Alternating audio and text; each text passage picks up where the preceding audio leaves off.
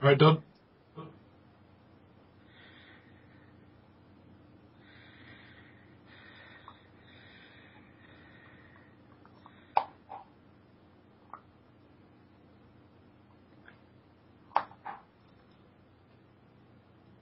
How's everybody doing? I'm quite hamsterful. Can everyone hear everyone okay? Everything sound right level-wise, or do I need to make any adjustments, or are we good? I'm good here in Skype. All right, we're good on Blog TV, so we're good on Skype. Stop when ready. Okay. Beetle, have you started recording? Recording, yes. Alright, welcome everyone to the Fish of Time show. I may be a little rusty about this little intro bit because I haven't done it in quite a while. But our topic today is the U.S. presidential election, our hopes, fears, and expectations. Bossman, double check, is the file size going up? Just put in the chat if it is.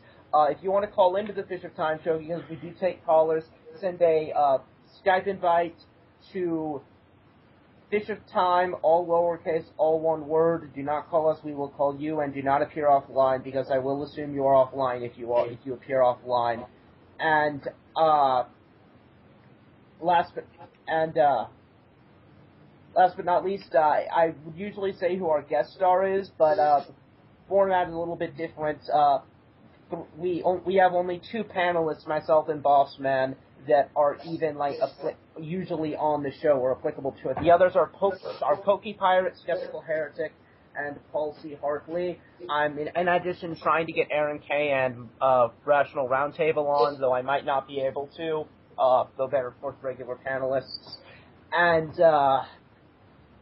so with that, let's begin with the opening question, which is a three-part question. Of the various candidates out there, who do you hope will win the presidential election? Whom do you fear might win the presidential election? And who do you expect to win the presidential election? So whoever wants to take that, just type hand, and Bossman will moderate. And generally type hand before you speak, because when we don't do that, it gets chaotic, and we get the first show, which we don't want to replicate.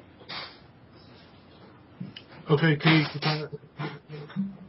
Well, I mean, in terms of hope, there are a lot of people I'd like to win the election, but the realistic hope, I think, Barack Obama, whom I also expect will win, though it's kind of close. And, I mean, there are obviously a lot of people I'd fear as president, but realistically, I'd say I don't want Romney in the executive office. As for the why, I do not think that what he has said so far in regards to economics is particularly sound. Well, he hasn't said that much about it. Huh? He hasn't said that much about it. He's just sort of said, I have a plan, and that's it. Yeah, and basically it just seems as though he's offering tax cuts to the higher-ups and not really... I'm pretty sure economics kind of depends on consumers, which, yeah. This isn't really an economic thing, but from what I see, it just seems like Obama is the slightly better of the two options. That being said, I can't vote, so I recommend everyone vote Fire 2012. Wait a minute, why can't you vote? Puerto Rico. Oh, okay.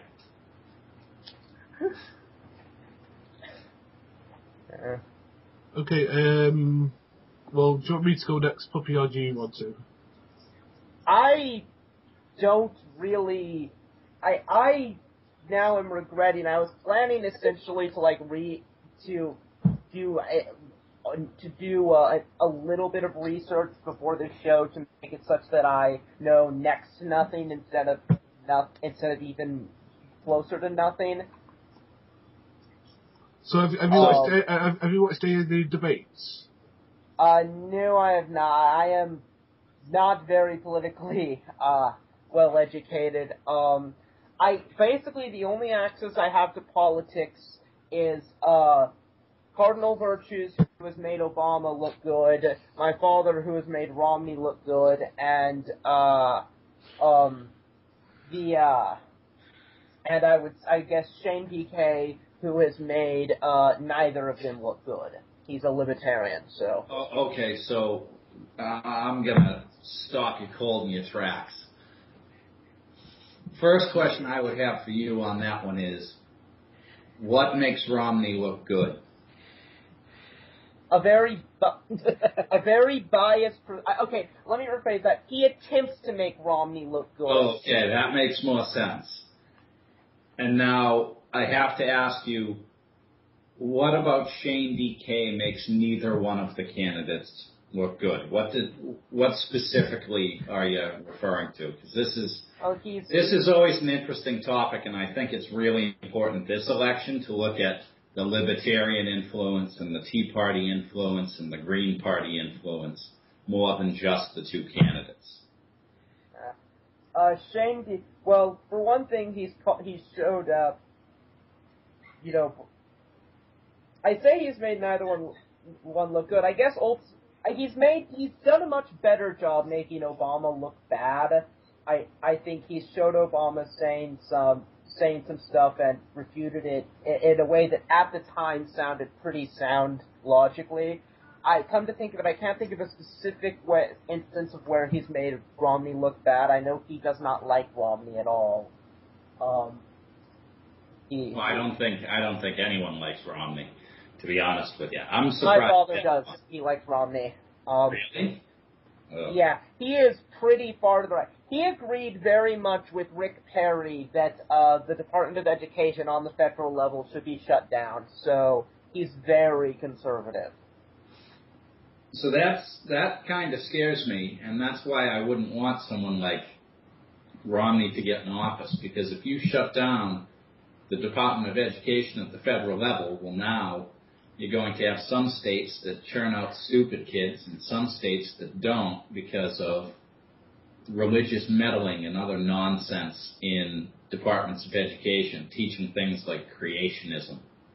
And so that's the thing that really scares me of a Romney-Ryan presidency, is how bad Ryan and Romney would be for the country at large.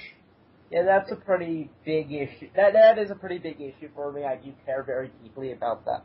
Well, maybe that's the main issue, because if you have stupid kids, you haven't just screwed the country for 4 years, you screwed the country for a generation. That is true. I will say, though, that besides the issue of stupid kids, and I won't elaborate too much on this because I want to then pass the three-part question on to either Bossman or Paul, but there's also the issue of, and I only phrase it this way because I want to contrast it in a poetic, prose-ish manner, in a kind of clever-sounding manner with stupid kids, dead kids, i.e. abortion.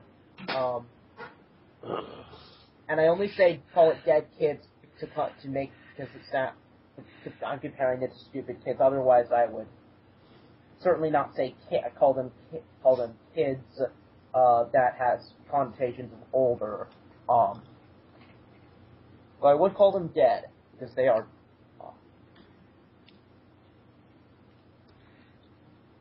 But anyways, so Phony, what would you say about the three-part question? Whom do you hope wins? Whom do you fear wins, and whom do you expect to win?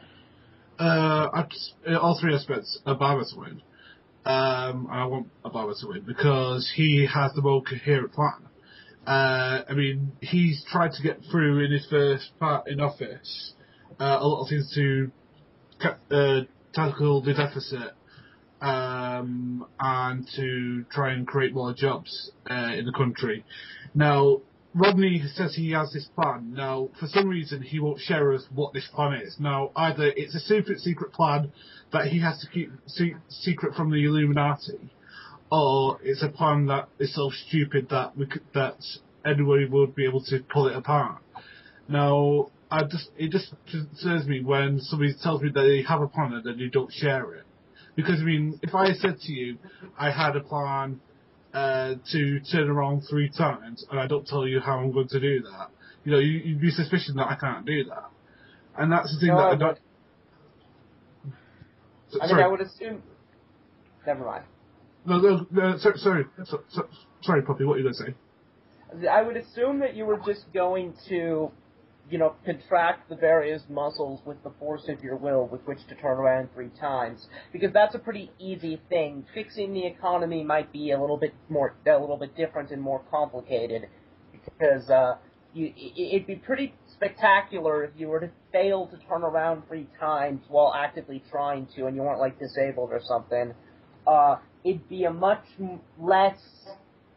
It's much easier to fail at fixing the economy, I'd imagine. Well, it is when people are messing with your economic plans all the time, like people have done with Obama, and that's the problem. Is that Obama has a plan and Romney doesn't. Oh, well, he has the ghost of a plan, shall we say? Would you agree with that? I mean, he says he's got 5 steps, yet he won't tell us what any of the 5 steps are.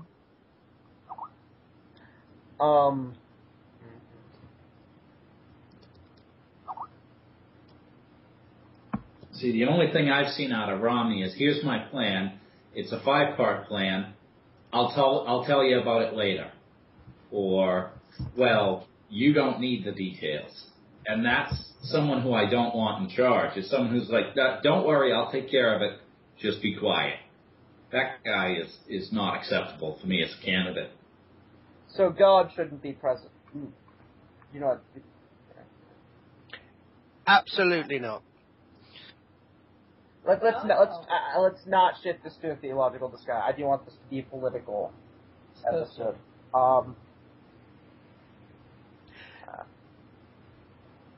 God is an emperor. There is no democracy in that. You do as you're told, or you get punished for it forever. Now, I mean, if you want that kind of thing, then go live in North Korea. Because, I mean, that's what you've got there in North Korea. Right? Exactly. You're talking about the U.S. presidency, where you are electing, right? I mean, even if you go to, like, the Catholics, if you're a Catholic, you have no say in who the Pope is, let alone who God is. So, yeah, you absolutely do not want, you think you do, right? As a theist in America, you may think that you want God and Jesus to be the president, but you absolutely don't. Well, it's funny that a lot of people put a big focus on religion in America and the presidency, because the majority of presidents have acted despite their religion rather than because of it. Like the last person who really took religious guidance as a president was Jimmy Carter, and his religious guidance said, more social programs, take care of the least amongst us, things like that. So he actually did it the right way. I was going to say that this election in particular, there doesn't seem to be as much God talk as there was in previous elections. And I'd like to think that we're finally moving past it. I think that's because Romney doesn't want people focusing in on the fact he believes God's a space alien and Jesus was a space alien sent here to like fulfill his plan, like some sort of a mysterious Scientology emperor's agent. You know, I mean, that's why people look at Mormons and they go, they're not Christian, they're crazy.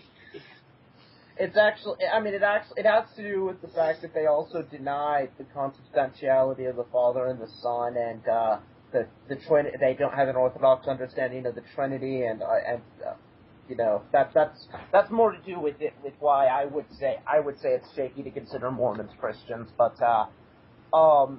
yeah, but Unitarians are Christians, and they don't believe in the divinity of Jesus. By some definitions, they aren't. In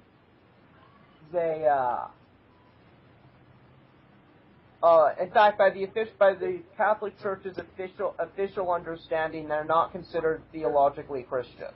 Well, neither are some Protestants. Well, oneness Pentecostals are the only ones I can think of who wouldn't be. Anyone who accepts, I think, the Trinity and the understanding of the hypostatic union. But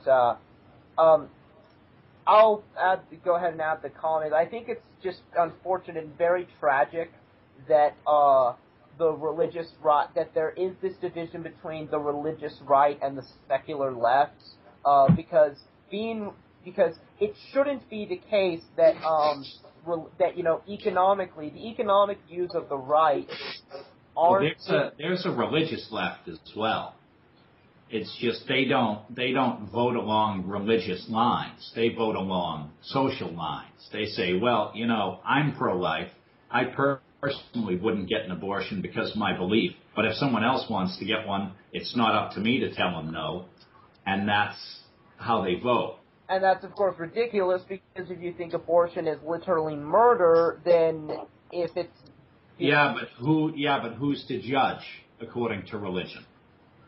Not the adherents, only God. I mean, I'd say that the development of the religious right was really Reagan and the Southern strategy. I mean, evangelical Christians were once rather apathetic politically. I think Carter was the first one to try to harness that. It started with Kennedy, is when the evangelicals really started to kick up a fuss, because it was, you can't have a Catholic president. They're heathens. And so Kennedy really was the one who uncorked the religious question in presidency because of the Protestants in America.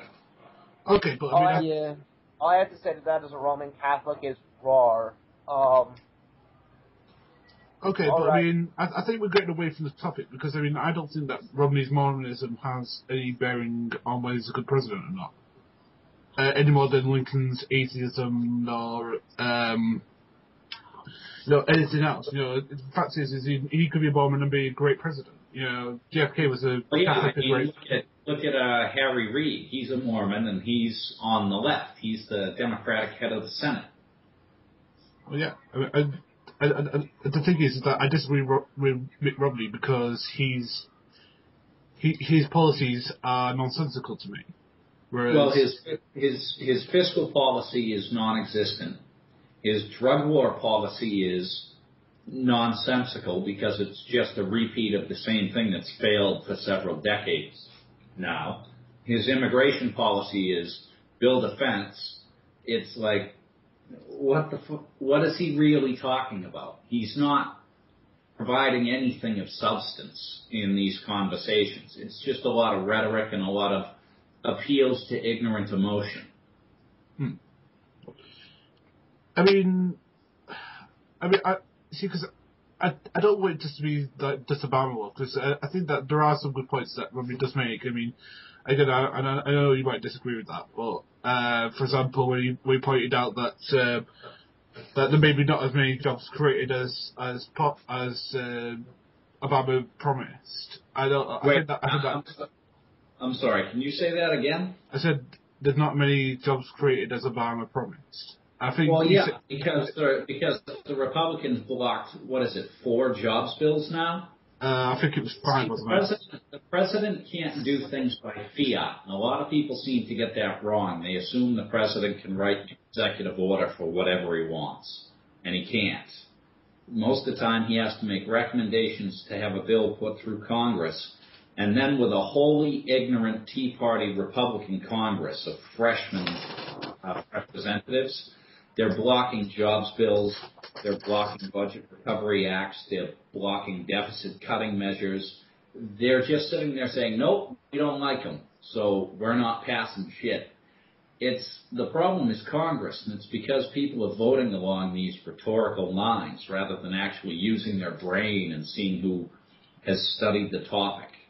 And it's frightening in this country is that the term elitist is now looked down upon, when the elite used to be what we looked at and said, these are the best of the best. Well, now we look at those people like, well, fuck them. And that's not acceptable. Okay. Poppy. All right. let me just say, firstly, I actually had a skit. Sadly, it seems won't get it uploaded. It was basically two guys called Ronald. One of them was named Ronald. The other one was Ronald and John, named after Ronald Reagan and John F. Kennedy, which, according to my parents, are the best GOP and best Democrat president, respectively. Sneak into the White House, find and push the fix the economy button that every president has the ability to push whenever they want, but doesn't out of spite for the American people. And they also find the unemployment dial and turn it down. I distinctly recall that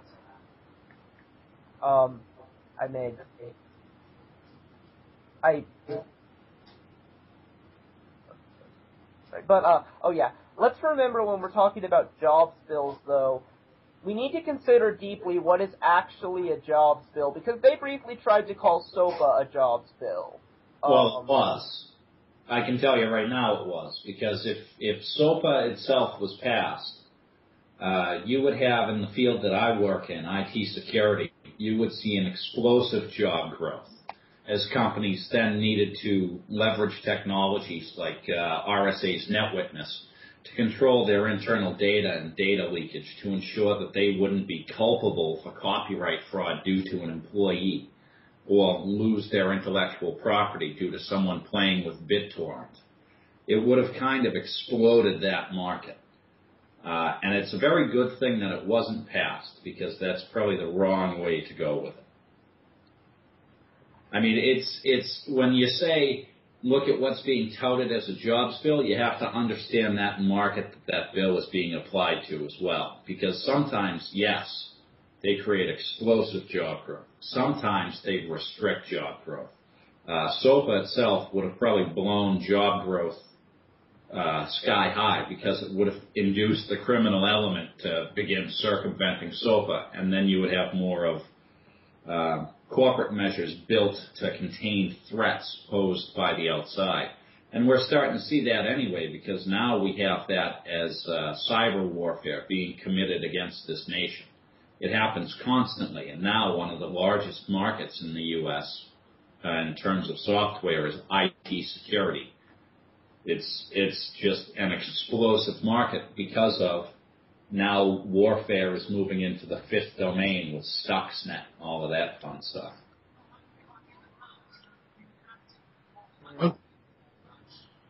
I mean, has Obama done as much as he said he would do on alternative fuels? Because I think that he did do a little bit of a platform on alternative fuels. I know he's done a little bit of research into wind farming.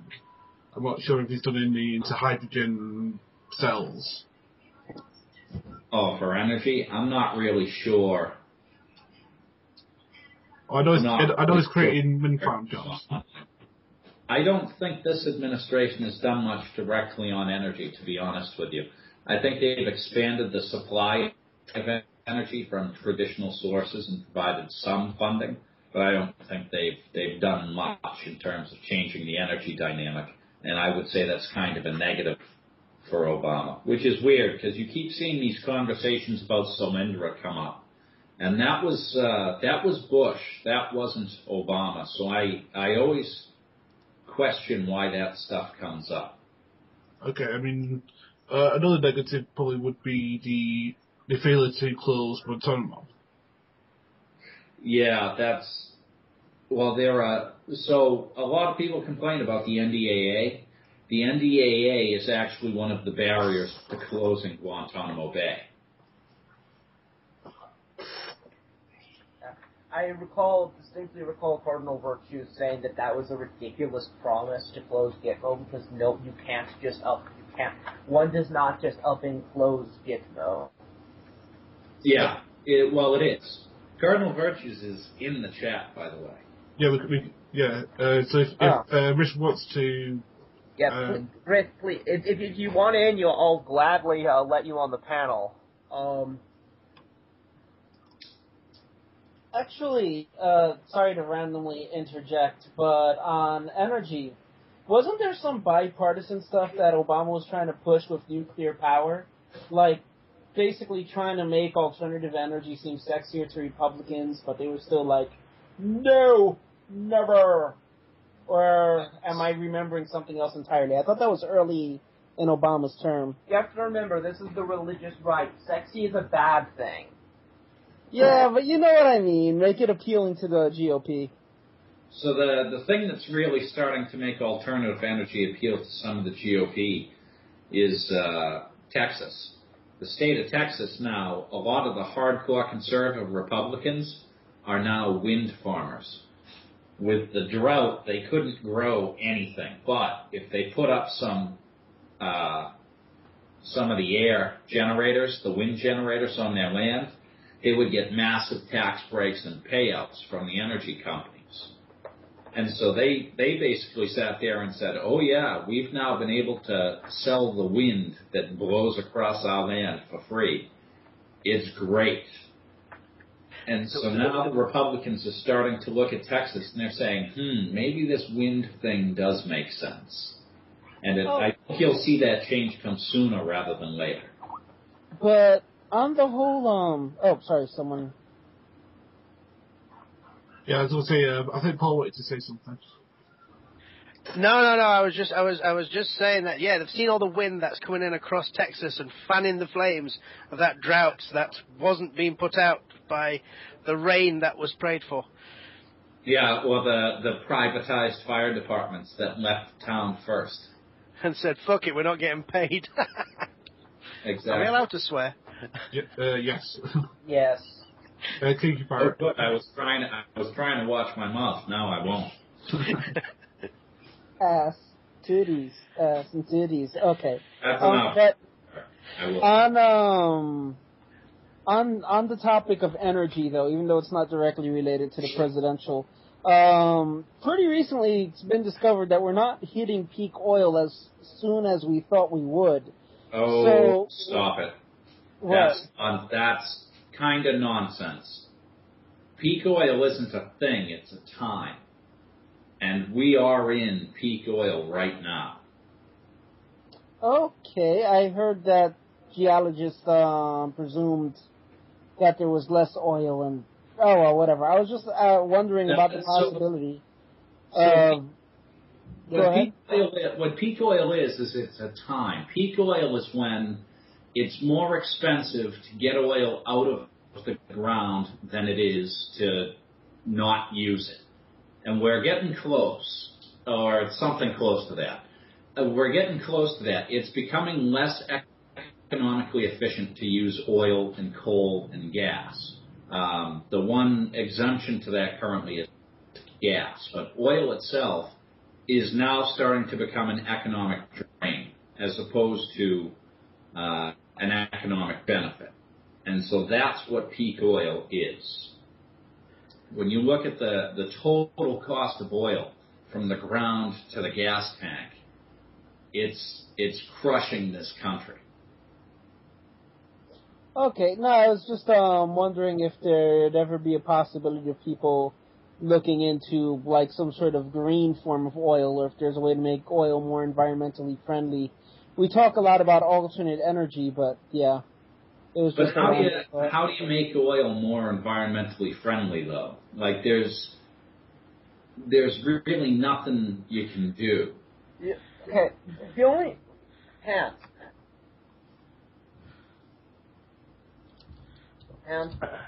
Okay, the only thing I can think of that you might be thinking of would be an attempt to literally make oil by trying to crush the corpses of biological organisms, which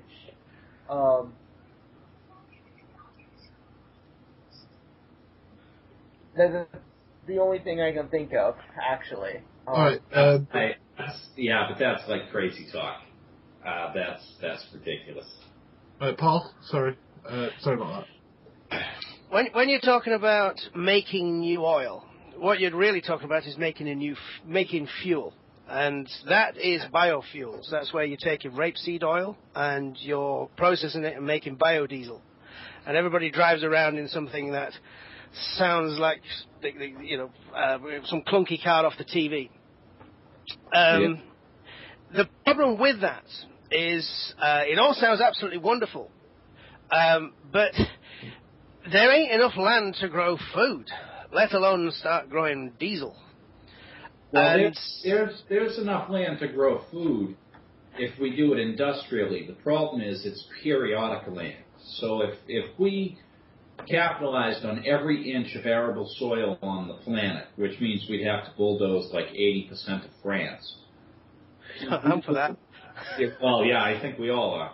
But we would be able to grow massive amounts of food once and then never again, because we would just decimate the land. And that's what biofuels really do. They decimate the land because they pull all of those nutrients out to make those long-form hydrocarbons. We process it to make them even longer so they burn in an engine, put them in the car, and now we've effectively either burnt food or we've burnt the land. And it's not really a good way to do it. Now, some of the algae stuff looks interesting, but I don't think we're quite there yet. And at least in the U.S., we put all of these big bans up on genetic research and all sorts of manipulation, and everyone wants to patent stuff. And that's a problem with Mitt Romney. Like, let's say someone does come up with the algae that makes an appropriate fuel. Mitt Romney would be one of those types of presidents who would set up the Supreme Court because we have a lot of justices that are going to retire, and they'll rule on things like allowing companies to patent life, and that's really scary. Okay, I mean, he's threatened to get rid of Obamacare. Now, again, I can't say the positive or negative effect that's had on Americans, as again, I'm not an American. What I can say is that what they've done, I think they've done similar things here, where they've privatised aspects of the NHS. And I think that maybe that could work for you, where like you privatise, you have bits that are privatised, or you have bits that are publicly funded. Because I think he wants to go back to Medicaid, which could work possibly. Who? Romney? Yeah. Okay. No, Romney wants to, like, I don't know what Romney wants to do with Medicare or Medicaid. They sound like they want to privatize parts of it, which, have you ever heard I believe it was the Roosevelt speech, where he talks about how beware of people who are promising to make it better for less money and it won't cost you a thing because they're just taking it away. It's because that's been sort of the Republican Party line since all the way back then. Okay. May I just say this? I prefer to, rather than calling it Obamacare, I think it's better and more ironic considering the Republican reaction to call it AHCA. What, the Affordable Care Act? Isn't it the Affordable Health Care Act? I think it's the Affordable Care Act. I'm not sure. Okay. The ACA. For the win. It is the ACA. Okay, never mind then. Yeah?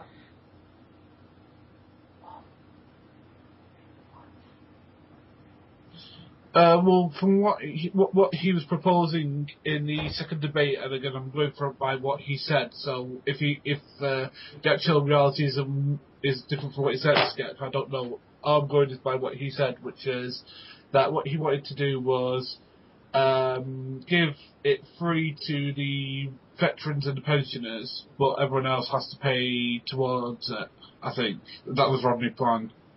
Again, I'm going by what he said in the second debate. Yeah, but he said a couple of different things recently.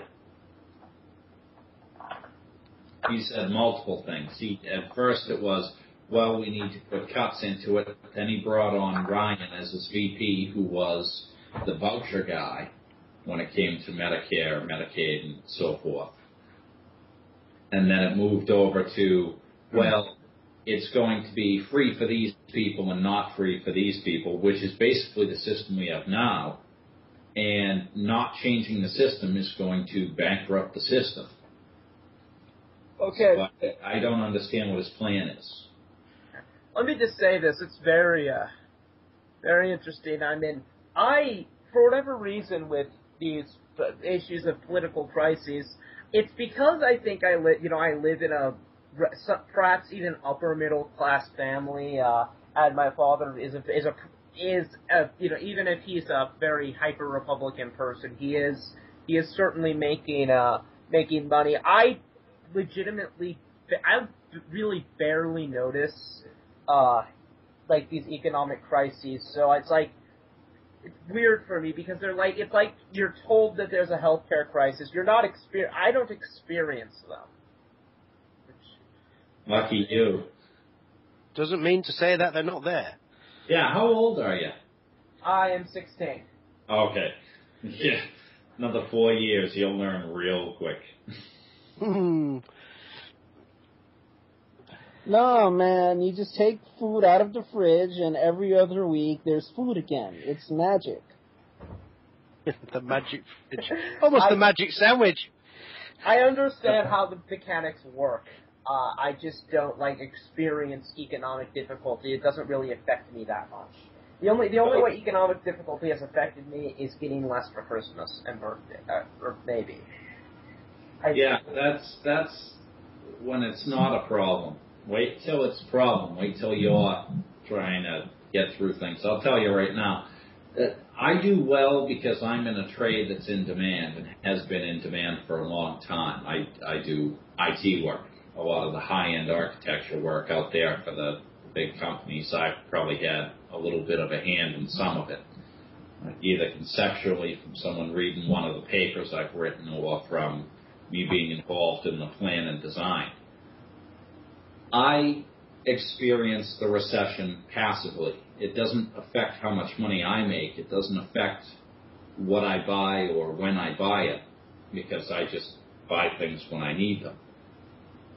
But I watch, it affects how much traffic is on the highway. It affects how many people are going to restaurants or going to the movies. And when those things drop off, then a lot of the jobs that teenagers get drop off, or that adults get when they're between jobs, those vanish because the kids work cheaper than the adults do. So it's something you might not be personally experiencing it now. Yeah. Just wait. And I didn't say that, by the way, to mean it's not a problem. That needs to be solved. No, you definitely didn't. But you said I don't experience it, so I don't know. Technically, if you were looking for a job right now, you would experience it because you probably can't get one.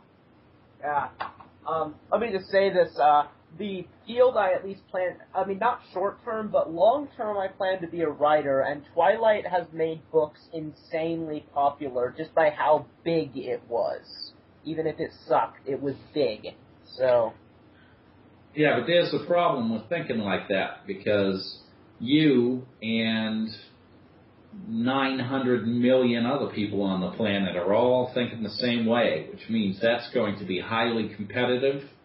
The reward will be huge, but the risk will be even greater, and it'll be almost impossible to be. That's like going to California to be an actress.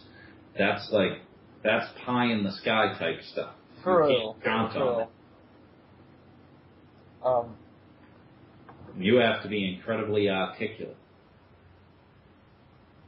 I'm in. Yeah. So let's see. I do think we have shifted off topic somewhat. I don't believe, Paul, we ever got a direct response from you. Who do you hope wins the presidential election? Who do you most fear wins? And who do you expect to win? And answer that right after I say, if you want to call into the Fish of Time show, please send a Skype invite to Fish of Time, all lowercase, all one word. Don't call us, we will call you. Do not appear offline because we will assume you are. And callers always remember that callers are the lifeblood of this show. It goes stagnant without them. So. Okay, who do I expect to win? I expect Obama to win. It's usually the incumbent, certainly in situations like this where it's neck and neck. I mean, it was neck and neck with Kerry and Bush, and you ended up with another 4 years of Bush.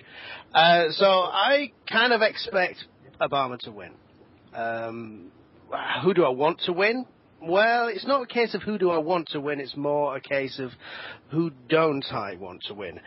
I don't want Romney to win, because quite frankly, there isn't a great deal of difference between them. It's just that Romney is dragging all the loons with him. He's dragging minds. So he himself might be quite a nice guy. It's all the arseholes that will get their say. The ones that want to say, oh yeah, Roe v. Wade, we'll get shut of that. And let's have creationism taught in schools. And let's remove the EPA so that everybody can have the joy of tasting mercury. Whereas Obama, well, we've had 4 years without loons. And I think if Romney got in, you'd get all those back. And what was the third part? The part that I haven't. The questions were: who do you hope to win? Who do you fear will win? And who do you expect to win? Well, obviously, I fear that Romney would win. I don't think he will. But if he did, and for the reasons I stated, it's not so much as for Romney; it's for all the idiots that he'd bring with him. Because you'd have Congress, who is essentially you've got the House, the single-digit approval rating there. I mean, we think our politicians are unpopular, but man almighty, when 90% of the country doesn't think you're doing a good job. Well, it's because everyone hates Congress, but they love their own congressman. So yeah. The same assholes over and over and over again. That's why you get Michelle Batman still getting elected. I mean, over here in the UK, she'd be somebody that would appear on television shows like Lambert Opic and Boris Johnson, just complete assholes. But nobody actually takes them seriously or trusts them with anything that could be broken or that would be bad if it was broken. But you guys seem to keep electing them. Hey, how I have no idea. Some people think Ron Paul's a viable candidate. I mean, that will tell you everything you need to know about how terrible we are. Fire 2012. Yes. No, I was just going to say, Paul, you're wrong, because, I mean, there's people in this country who are seriously thinking about voting for Boris Johnson. It doesn't mean to say he's any good. No, he's not any good. I agree with you. I'm just saying that there's a lot of people who will vote for him. Yeah. That's why we've got such high unemployment. Yeah, I sadly do not know who any of those people are, and this is about the U.S. presidential election, so... I wonder how many write-in ballots will say Mahmoud Ahmadinejad for president, man. That'd be awesome. He's not he wasn't, was he born in the U.S.? I doubt it. So it wouldn't matter even if he did somehow get that. Yeah, but why not vote? Well, you've got people that keep turning around and saying, Ron Paul 2012, he ain't even on the ballot. Right. They're still saying it. I think the idea is that you would write him in, though. Right. Is Ralph Nader still running? He says he run every election, doesn't he?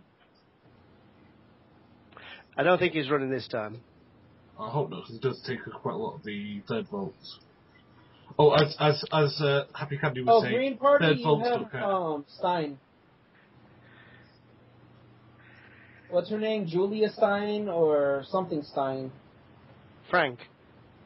No, it's a woman. Frankenstein? Dang it. Okay, fine. We'll just call her Miss Stein. She's running instead of Nader. And then you also have Gary Johnson for the Libertarian Party. And then you have 30 or so people who,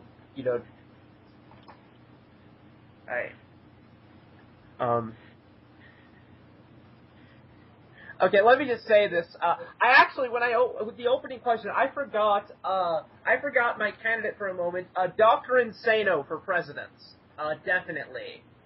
I'd No say one that got it's that. so. Let's chat. Did anyone get that? Does anyone know who Dr. Insano is? I'm guessing you're an undecided voter then, if you were old enough to vote. Because I really didn't do much research into politics. It's not really my thing. I would bother getting informed if I could actually vote, maybe. So I'm the only voter in here. Excellent. I think you are, actually, Skip. I'm the only American voter in here. Good thing. Very good thing. Yeah, fire 2012, man. If fire isn't the answer, you're clearly not asking the right questions. I'm surprised they haven't extended the vote to the American territories yet. We can vote in the primaries since 2008. Yeah, I voted for Santorum for the Wolves. You don't have any electoral votes, which I think is weird, because even D.C. has, I think 3 now. Okay. Yeah. I'm surprised they don't give at least 1 to each one of the territories, because even if you're an American citizen, if you're in one of the territories at that time, you cannot vote, which is weird, because if I'm an American citizen and I move to France, I can vote. If you're an you can do an absentee ballot if you're in Puerto Rico. No. Not if you move to Puerto Rico. If you move to France? No, but if I move to France, I can still vote as an expatriate in my local elections and everything else. Oh, wow. Did not know that. Yeah, but not if I move to Puerto Rico or Guam or, any of the territories. If I Let move me just say this. I can't vote. Let me just say this. It's not just the only place on Earth you can't vote. It's the only place in the universe you can't vote because astronauts can vote from space. So there are... Yeah, yep. CGP Grey Yes. I'm sure you saw it, too. I stole that from him, so yes, I did. That was a pretty great overview of the Electoral College. His review of it was great. Okay, Puppy, is there any Romney policies that you agree on from what you've heard of? That's all. I don't like Roe versus Wade. Sadly, that's about as far as I can go. Why don't you like it? That was my I'm question. pro-life. Okay, here's the thing. If abortion is actually a form of murder, then it's as much not our business to tell them what they can and can't do. I mean, by the time it's affecting... By the time it's affecting someone else, i.e. the child who is considered the victim, if it's to be considered to affect it, then it is our business. It's our business when other people feed in another city. All right, let me try and put a little bit of rationality into this, in at least from my perspective of it. If you say...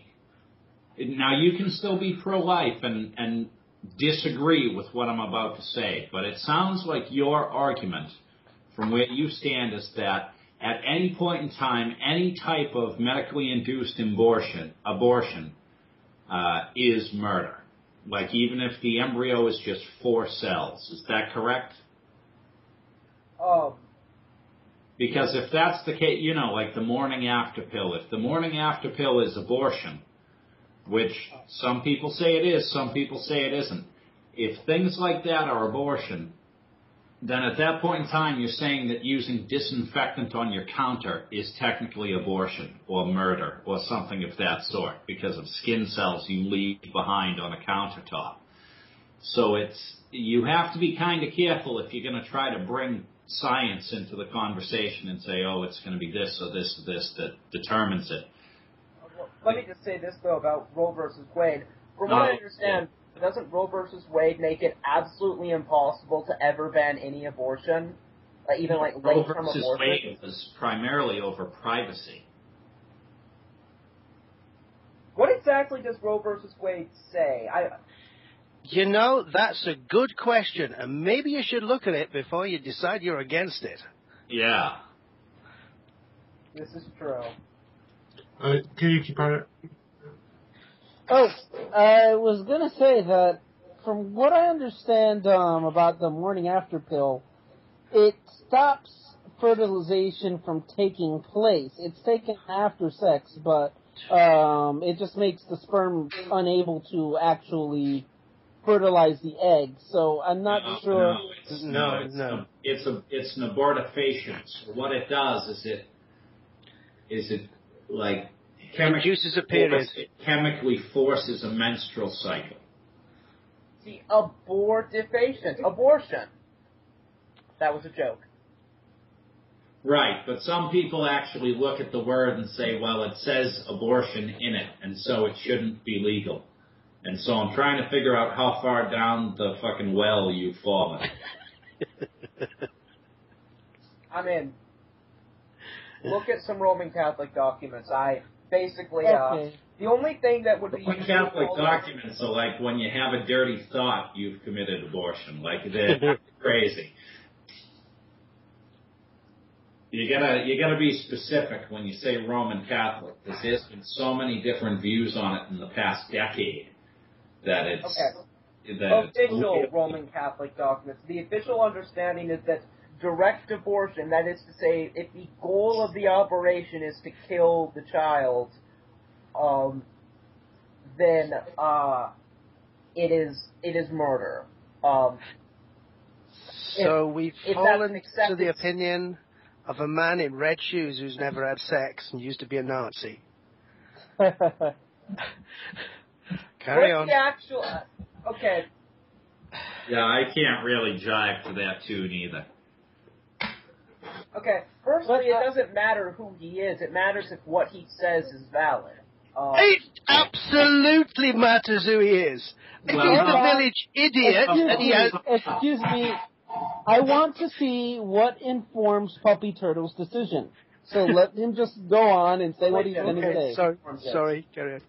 Religion and certain pro-life arguments that don't directly relate to religion necessarily, but generally are to do with the value of life, such as the reductio ad absurdum that if it's a baby when it comes out, why is it not a baby 5 minutes beforehand when it's in the womb during or just before the birthing process?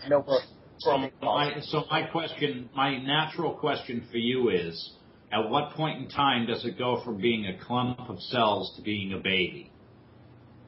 I'd say once the sperm hits the egg and fertilizes it. So that's a clump of cells. You're a clump of cells. You're just a really big and complex. I'm a really big one that can fight back. Yeah, that's true. That's absolutely true. But the question is, which one is the reductio ad absurdum? Okay, I'm just wondering, because abortion isn't just kill or allow to live.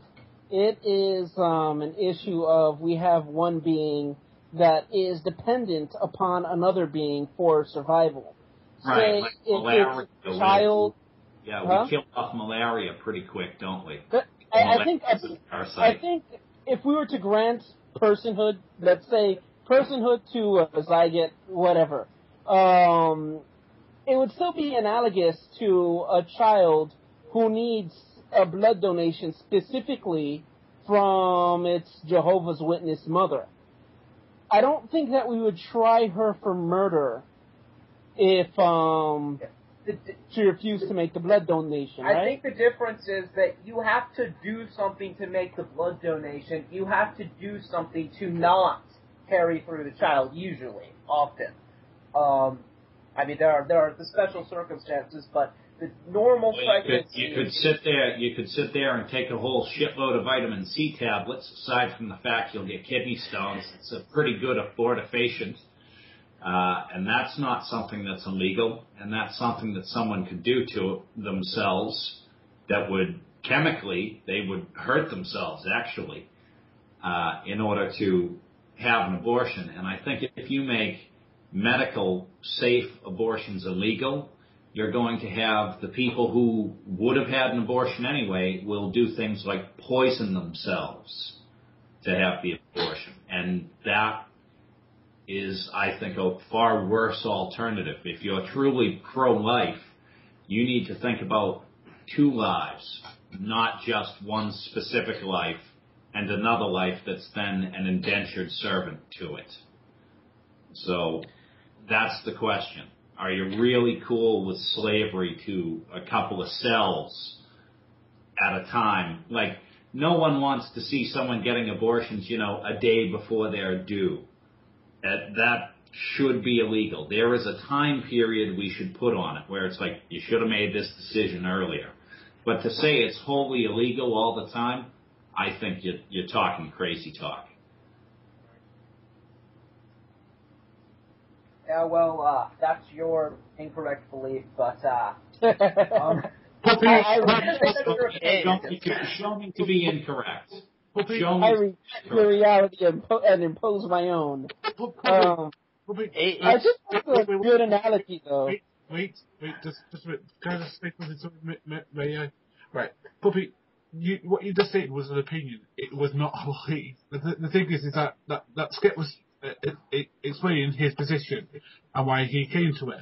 Now, you come to your position through your manner of thinking. The thing is, Puppy, is that Skep's right. Is that these people who want to get abortions will do it through the co-hanger method and other backyard abortion people. And these people aren't interested in these women's health.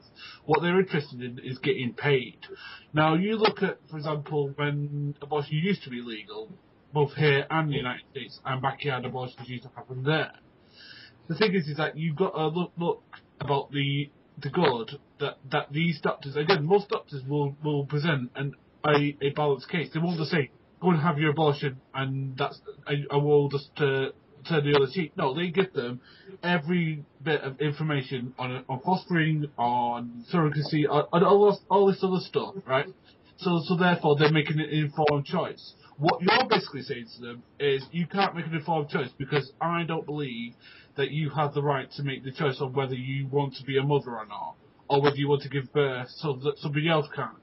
And that's what I have a problem with, is that you're trying to force your morality onto somebody else.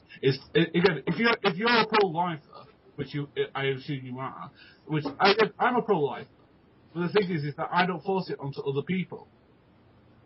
Okay, Bossman.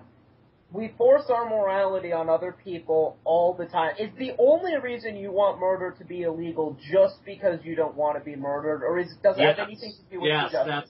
That's exactly why. The only reason why I don't murder other people is because I don't want to be murdered. And so I have this social trust with the people around me that I won't murder you, you won't murder me. But what do we do with the people who we don't trust? Well, we make laws to say, okay, look here, buddy, if you do try to murder someone, the rest of us are going to murder you, or punish you forever, or lock you up in that cage over there and point at you and laugh at you. That's the way that works. It has nothing to do with some creator telling us what to do. It's what we do to make sure everyone can sort of get by. That's why we have laws and government and social programs and all of that stuff. It's so people don't get screwed, because we all have that inherent sense of fairness in us. Okay, Paul. The thing when you're talking about abortion, it always seems as though you've got, we've got the Supreme Court, and the truth is that, the Supreme Court, there are people going to be retiring soon. There might even be some that end up dying. And under a Romney presidency, you could quite easily end up with the number of conservative justices on the Supreme Court outnumbering the number of liberals. And therefore, Roe versus Wade is gone. And it's portrayed as though everybody that's a conservative, everybody that is a Republican on that side of the country wants an end to abortion. And everybody that's a liberal, well, they want it. And it's portrayed on those lines. But in actual fact, I believe the numbers are something like 80%, 75, 80% of the country is okay with pro-choice, and it's a 20, 25% minority of the country that wants to completely change this. And they want at 25% always votes. There's the problem. That's the problem. It's apathy. Okay, coquipirate. I was going to say in response to Skep, though, this isn't so much political. I think we're going into the philosophy of ethics. But the reason I'm against murder is because I don't want to get murdered. I really think that's more of a post hoc reasoning. It's not post hoc reasoning. It's the understanding that we all have with each other. It's not a post hoc rationalization. So I don't kill people because I don't want people to think it's okay to kill me.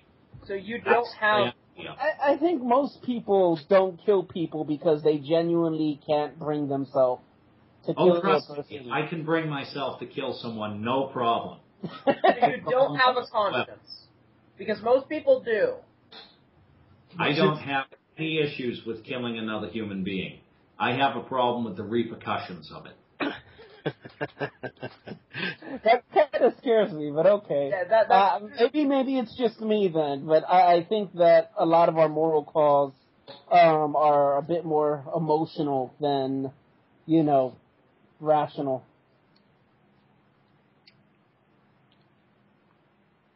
Yeah, most people, don't come in. Well, so you gotta understand, you're saying this to me coming from a position that if there wasn't a central morality that came from God, that you would be able to go fucking crazy. No. All over the place. I'm saying essentially the opposite. I'm saying to you that there's something in me, a conscience. I am biologically hardwired not to do things that I consider morally wrong, not to. Right. That's correct. We all do. It's biological. We all do, but definitely our morality is informed by the society that we're in. Yeah, conditioning. Our morality doesn't come from any central source. It comes from the society we live in. As can be said of most of our beliefs. Right. And so the question is, when it comes to these views on things like pro-life and pro-choice, how much do those inform your politics rather than your own inherent sense of decency? And to me, not forcing my opinions on other people is what I consider to be inherently decent. So laws that do not tell people what to do, to me, are preferential, as opposed to laws that prevent people from doing things that don't impact other people.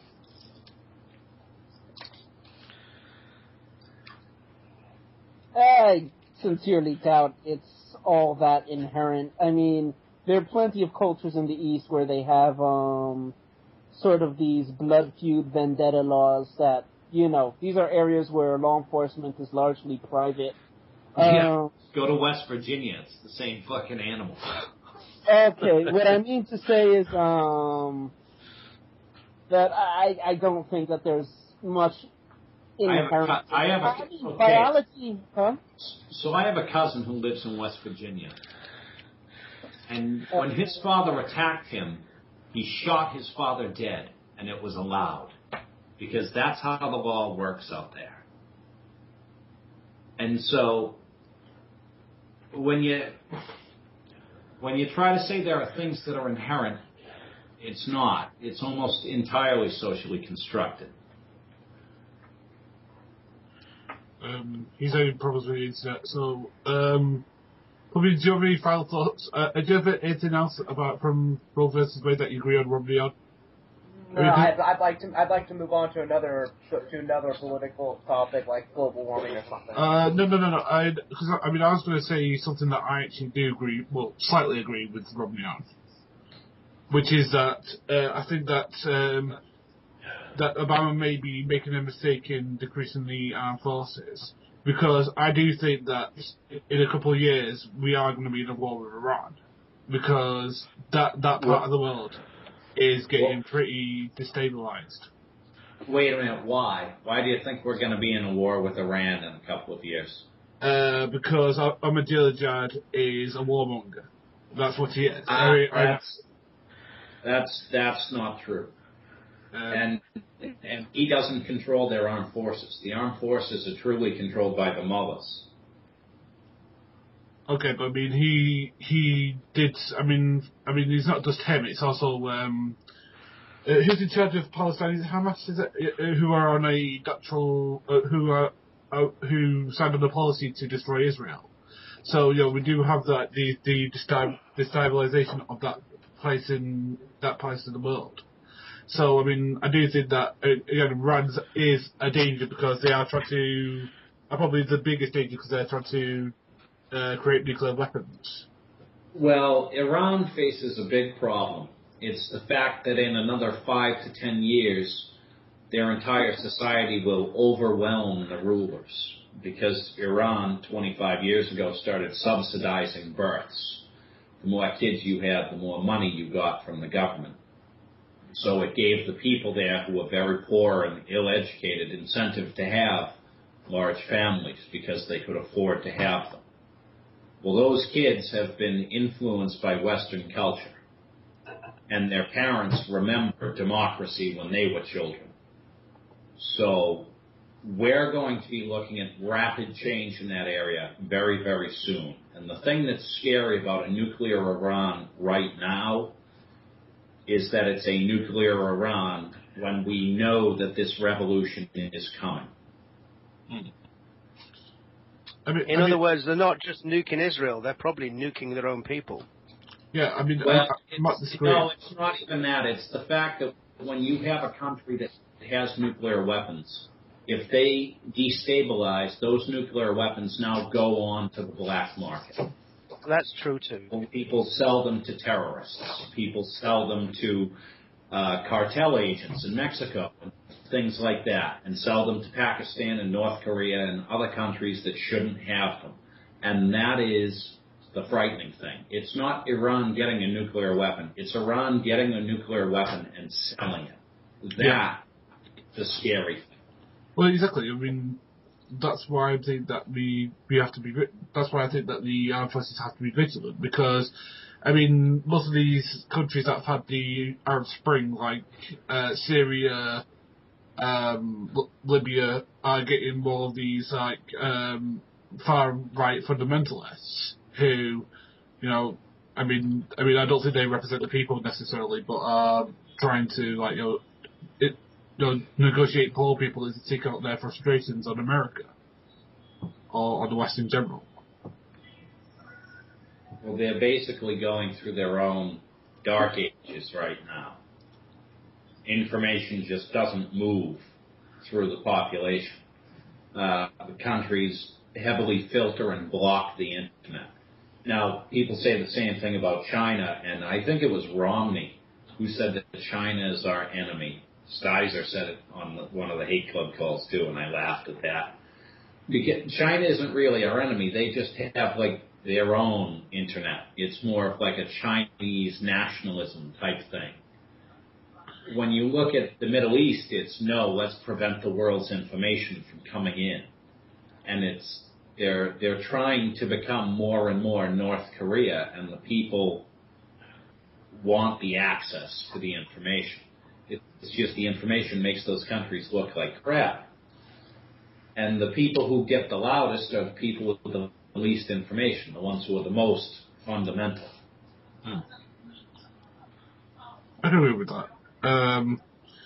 But I do think China is a threat in the sense that they are getting a lot of economic momentum behind them. I mean, I think that what's the third largest economy now? If I'm incorrect, you can correct me. No, you're right. It is. What was that? I think China is I think it was earlier on this year, it did actually surpass it. It did actually become the biggest economy. I don't know about that one. I thought they became second biggest this year. I don't know. I could be incorrect. I haven't followed it. They're certainly up there. They swap month by month. I think this year, for the first time, they actually 1 month of it or 2 months of it, they actually did just pop over the top. I don't know whether they stayed as the largest one. It depends whether they're having an iPad launch or what. Yeah, exactly. I mean, Well, I mean, they have a seventh of the world population. I kind of expect it. okay, but I mean, I would say they're a danger in the fact that they have a bigger, like, mass of land and population to be a threat to the United States or the West in general. But again, I don't know how much they can mobilize because most of the people there are starving. So it's a bit like, how much of a actual threat are they? Well, I mean, they're Muslims. They hate our freedom and our values, and are evil. And they blowed up the things on 9/11. So they're Muslims and they're evil, and so they're a threat. No, I'm talking about China. Oh, I was just wondering about that. I was thinking, I don't think that the Chinese are Muslims. I was confused. I thought this was still the Middle East. No, I was talking about So China. China doesn't really commit war using militaries anymore. I mean, they build new military technology, but they know that they can't really catch up. What they're waiting for is for the U.S. to fail to continue to accelerate in what we do scientifically. And that will probably not stop because of how much we work with Europe. Like, the U.S. and Europe seem to trade the ball back and forth in terms of scientific innovation. But now China's starting to catch up in the scientific innovation side, and that's where it's getting interesting.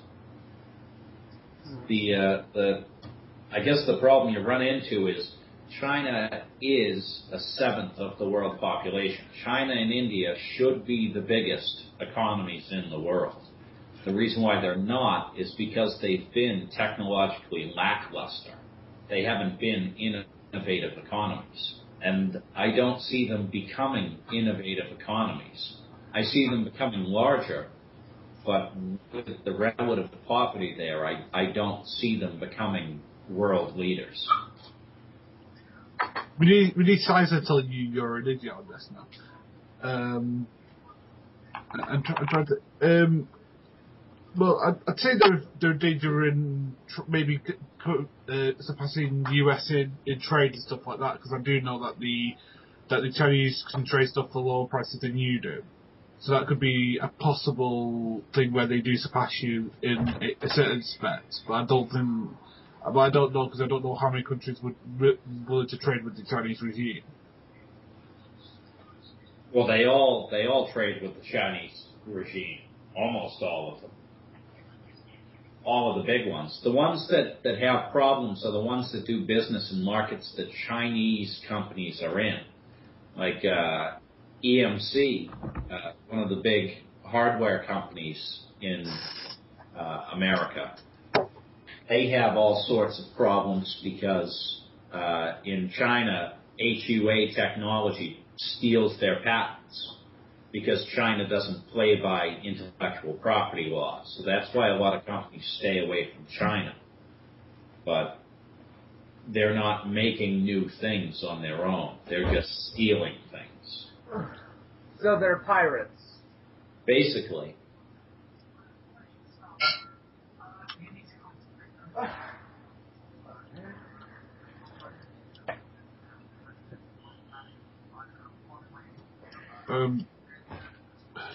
And I always think it's funny that people say, oh, well, Asians never moved to any other countries. It's like, well, China's kind of taking over Africa right now. Asians never moved to other countries. What about Chinatown?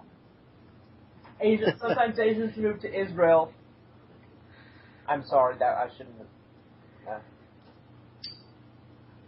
But China's sending large amounts of its prisoners out as labor, because China's making deals with the governments in Africa.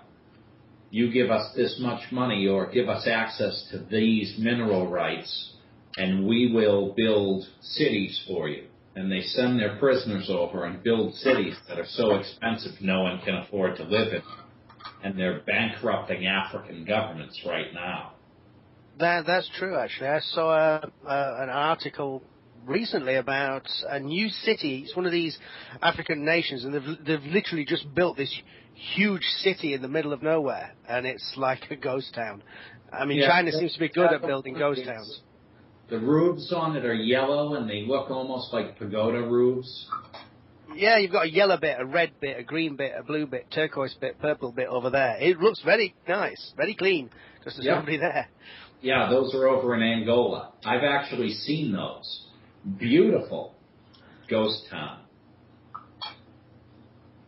There is nothing, there is no one living there. To summarize the situation completely, Skep, how long till America's got a Chogabitch?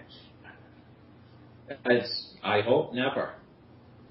I hope we stop trying to choke bitches. And just smack them once in a while and say, stop being a bitch.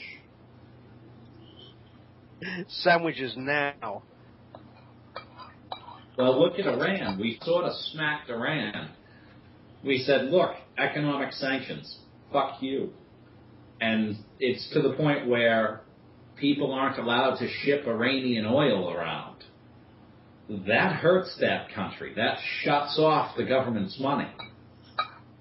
That country goes back to barbarism without that money. So that's a big deal, and people don't seem to get how painful that is for Iran when we say, nope, economic sanctions, have a nice day. That is a smack in the face. People don't get it. That's why Ahmadinejad, when he came to the UN, was kind of conciliatory. It's like, please don't smack us again. We still hate you, but please don't smack us anymore. Yeah. I mean, so do you think that Obama's going to give his promise and your troops are going to be out of Afghanistan by 2014? Well, I think it'll be the same as the promise to get them out of Iraq. It'll be, yeah, the troops will be out, the contractors will be there for a while. We need to get rid of the contract military in this country. That's why when Obama says he's cutting defense spending, it's like, yes, thank you. Because they're the first to go. Okay. I mean, to me, I don't know why you just don't go after North Korea. I mean, that's obviously a country much more dangerous than Iran or Syria or any of these Middle East because they have actual weapons of mass destruction.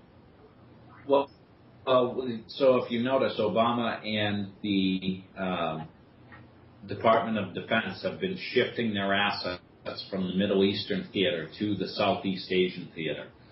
And the reason why that is to protect our allies in Thailand, South Korea, Japan, and even to an extent to work with China in there. China doesn't want us there because China thinks they can contain the situation. We don't think so. That's why we're there. Yeah, because didn't the guy who's in charge now, so is it Kim Jong-un, is it? Kim Jong-un. Yeah, Kim Jong-un. Yeah, didn't he make like a promise that he was going to destroy the West or something? Like when he came in? Well, yeah, but so he said it while his father was around. He said, I promised to destroy the West. Then his father died, and he had like this Disney parade about North Korea, like the Disneyification of North Korea was an article I read. It was really well done. I can't remember the author. But that was the title of it. And it was pretty amazing to see how he immediately covered up his hatred of the West and brought a lot of Western themes into the country and then started opening up different technologies to the people who lived in the cities. So it's interesting to see what will come of that area. I think in a couple of decades they'll be quite different. Let me just say, then again, it may well be that he was faking his hatred of the West before rather than faking liking the West now. Well, doing what Daddy told him so Daddy wouldn't go crazy and kill him might have been the motive. at that point. Yeah, exactly. Precisely.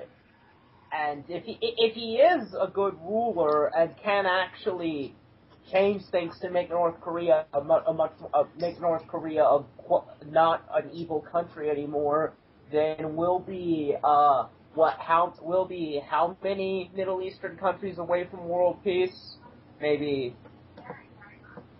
I'm sorry, that was an ignorant.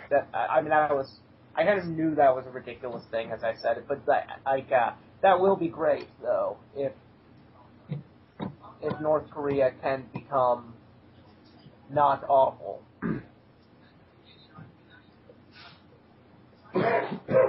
Yeah, we'll see what we get. Okay, so Skep, did you ever answer the three-part question? Of all the presidential candidates, who do you hope will win, who do you fear will win, and who do you expect to win? Well, I think I answered it.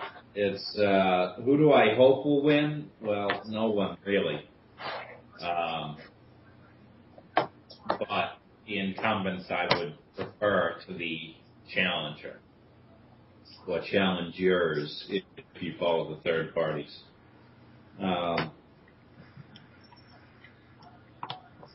So Romney's scary because of all of the bullshit a Romney election would justify. Because it's not that Romney would win, that Romney would be the problem. It's that a Republican win would be a rejection of the Democratic way forward. Or the Democrat way forward, I should say. And it would be accepting the Tea Party standard of retrograde America. And at that point in time, I would probably move out of the country if it actually started to continue down that path. So I don't know. It's a little bit frightening to see if Romney would get elected. If he did, it would be interesting to see what followed. Who do you expect to win? I expect the incumbent to win. But it's one of those things where it's so close you can't really call it because you could always be wrong. Yeah.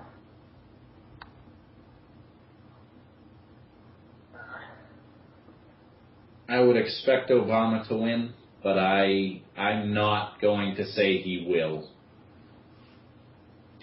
All you need is a few too many people to turn around and say, I expect Obama to win anyway, and therefore not go out and vote, and you get a Romney win.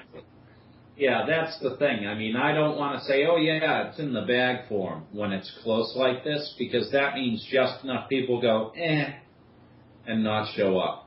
Plus, there are so many other things that are really important during election season outside of the presidential candidate. Some people have their representatives up for election. Some have their senators up for election. I have both, so that's very good for me. And then I have a couple of bills to vote for the state law, which will do some pretty interesting things. Like one of the questions is question 2 on the ballot this year is the right for people to request end-of-life medication to kill themselves if they're terminally ill. Okay, let me just say, if you watch Call Into the Fisher Time Show, all 4 people watching this that aren't, or if you want to call into the Fish of Time Show, please send a Skype invite to Fish of Time, all lowercase, all one word. Do not call us, we will call you. Do not appear offline because we will assume you are. And, and we do need callers because it is starting to go a little static and stale. We need someone to say something. We need someone to say something really, really, or just someone to come in and post some new questions to invigorate the call again. As it is now, is anyone here a climate change denialist? No. No. Okay, good. Does anyone here think that climate change is not big enough of a problem to do all that much about, or that we can't do all that much about it that will be worth it? So we have to do something about it because it's real. The problem is that we don't have the will to do the correct things about it because we're lazy. And so we're probably going to do the most costly things about it. The situation is more like your house is on fire, and right now everybody seems to be trying to work out who set it on fire rather than actually putting the bloody fire out. Well, I disagree there, Paul, because people are working on alternative fuels, which I do think, because I do know that a couple of countries, I think Norway's probably the best on alternative fuels, because I do know that they're working on, I think theirs works on like a sewer system where they turn human produce into energy for houses. So I think that if like maybe people took that, what's the word, the example of what Norway has done, maybe that's a way forward.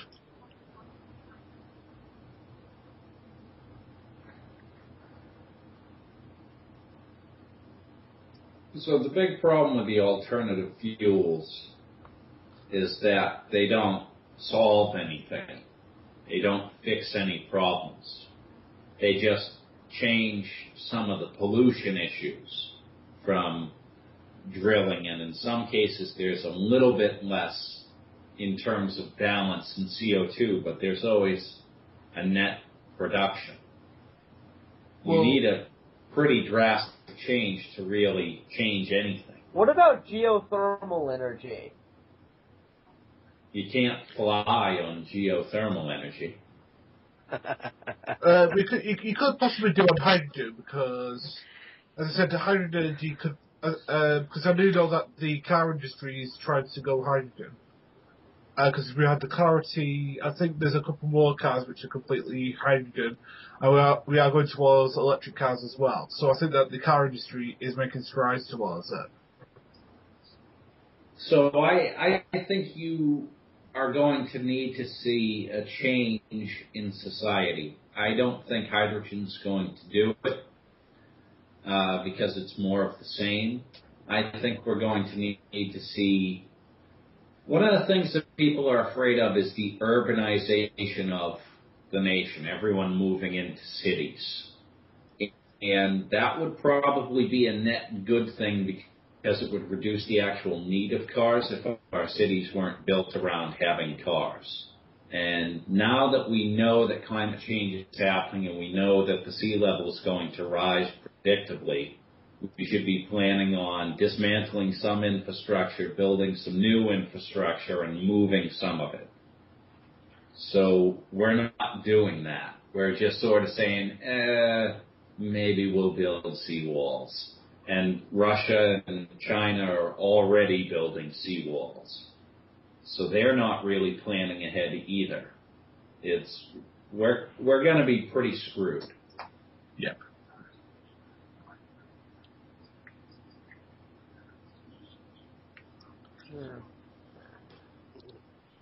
There's going to be a world clog shortage when Holland goes underwater.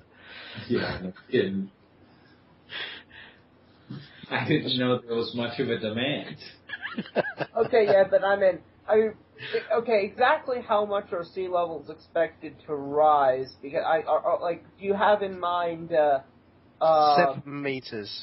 What? Yeah, I think that's the average estimate. There were some wild estimates that are way up there predicting collapse of the entire ice sheet, which some of the more radical estimates are looking even more likely. Some of those are like 10. But I think 7 is the reasonable estimate. And that is... That's enough to get rid of most of Florida. Yeah, that is say goodbye to every major East Coast city. And every major West Coast city, too, for that matter. That is a problem. I live And in a lot of Missouri. the middle of the country, because the Mississippi would get flooded. Oh. I think Bangladesh is entirely under 7 meters, so the entire country of Bangladesh will be underwater. There are a lot of islands that will cease to exist. Hawaii will not do well. And we have how long to avert this? There is no averting it. It is happening. The aversion time was like back in the 70s. Yeah, it's gonna wait probably. In the next 20 years, maybe 30, it's gonna happen. It's not, it's gonna happen. It is happening. Yeah. For the last 20, 30 years, we've been talking about slowing it down and making it take longer. But it is now happening. Yeah, we've been accelerating it. So now, because we don't know what's going to happen next, we're sitting there making estimates. And some of our estimates are really good. We have some high certainty on things like sea level rise. What we don't have estimates on is future weather patterns, because the things we're seeing right now, absolutely out of control. The droughts we're seeing are amazing. The storms we're seeing are way more powerful than they used to be. And that's expected. So there's no more denying it. Denying it is over. I mean, the storms are unprecedented because you're putting more energy into the atmosphere. So yeah, you're going to see bigger hurricanes, you're going to see worse droughts, and when you see snow, there's going to be lots of it.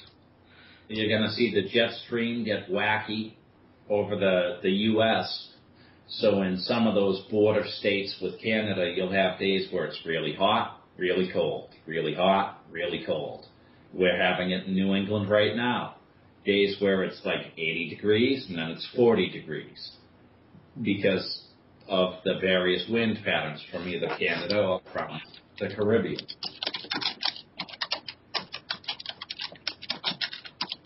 All right, so I mean, but here's if there's nothing you can do to stop, that this, to stop, countries from flooding. I mean, like, is there a solution to this? Because otherwise, it's something. Otherwise, it's just a reason to move. Well, we should be looking at moving and building new infrastructure. And these are giant public works projects. Things like a new power grid. Because the people who own the power grid aren't the power companies, it's us. They hook into it. So these are things that our tax dollars should be going to, but instead we're putting our tax dollars into like fighting abortion in court and preventing people from smoking pot. I mean, what a waste of time. Yeah, considering that, I mean... Think of all that tax revenue you could get if you went and legalized pot. Yes, Don't even legalize it, just decriminalize it.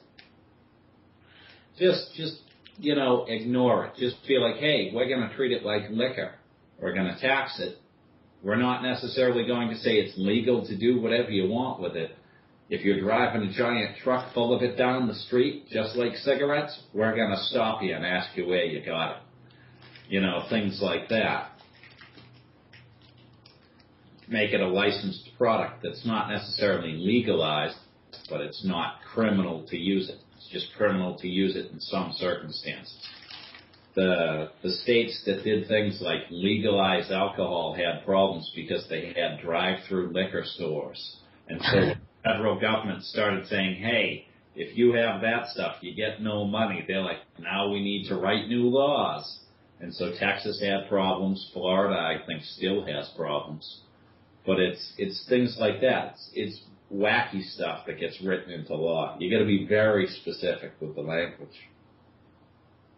But yeah, I would say decriminalizing it would probably be the right way to go. My state has done that. If you're caught with under an ounce of marijuana, so it's not considered trafficking under federal law, you get a $100 ticket.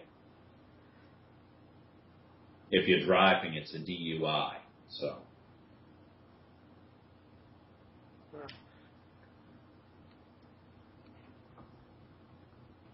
All right, so we've covered the coming apocalypse of flooding that is inescapable and that we just have to move. It's not an apocalypse. It's just, it's going to be a change over the next 100 years. It'll take time, but we will see the effects of it in our lifetime.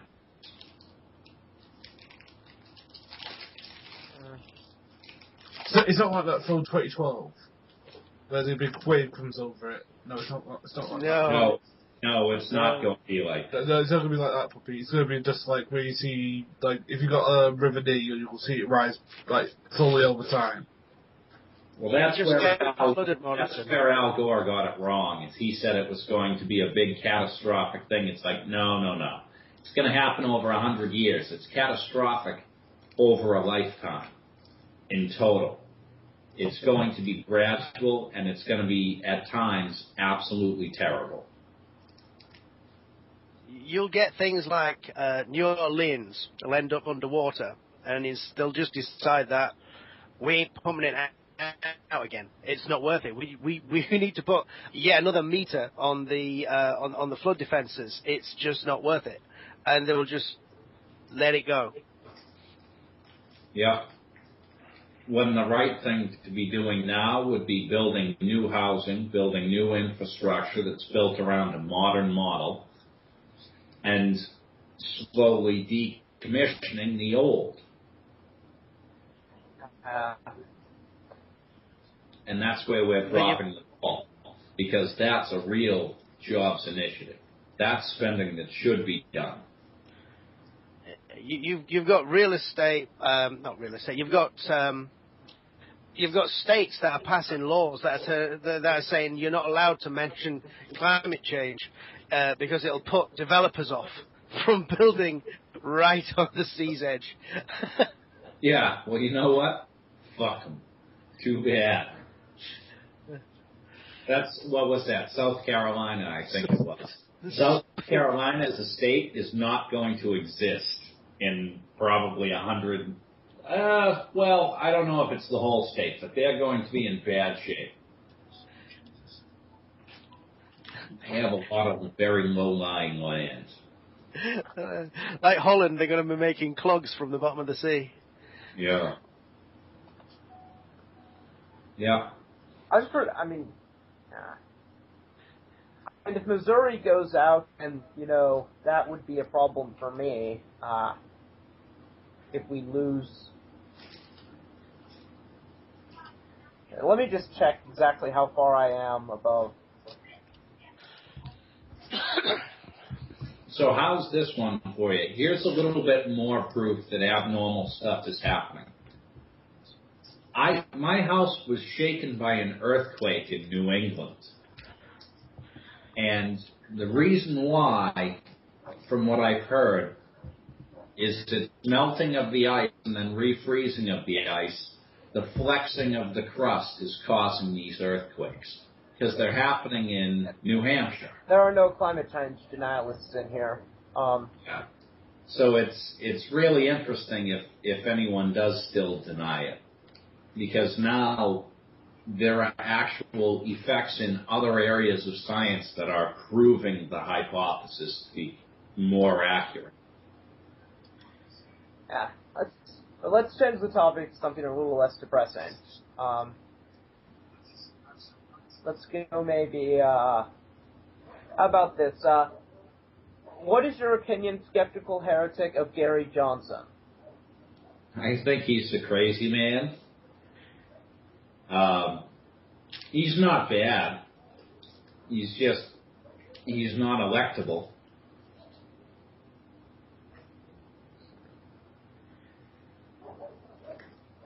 Yeah. I mean, he's the pot guy.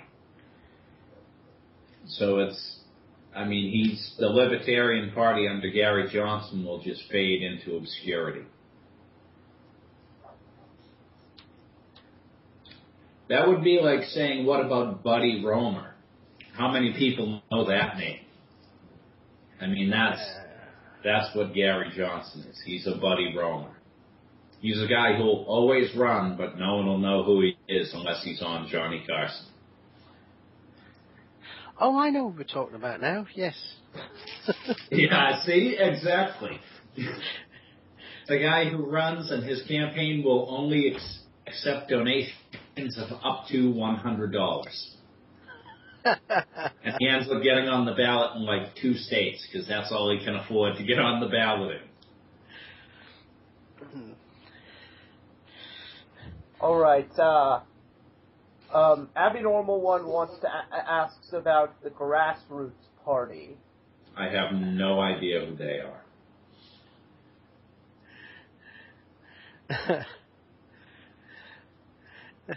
That says a lot about U.S. politics when the grassroots movement, nobody knows who they are anymore. I don't think they exist.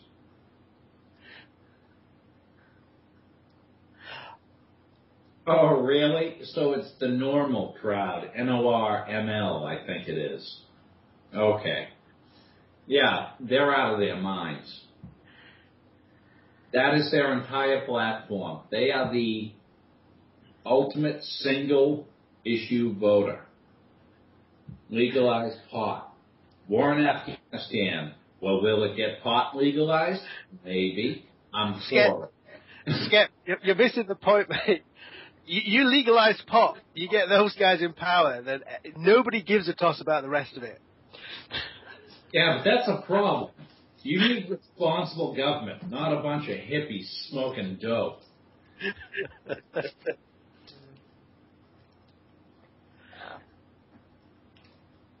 Okay, if you want to call into the Fish of Time show, which this is about the last... if you want to call into the Fish of Time show, please send a Skype invite to Fish of Time, all lowercase, all one word. Don't call us, we'll call you, and do not appear offline. I'm looking at you, Abby. Alright. coquipirate just came back online, so I'm going to drag him back in.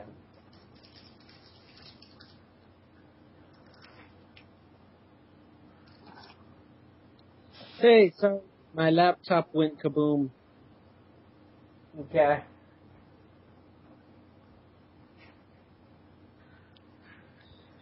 Oh, where is everyone? I'm sorry, I'm out of the loop right now.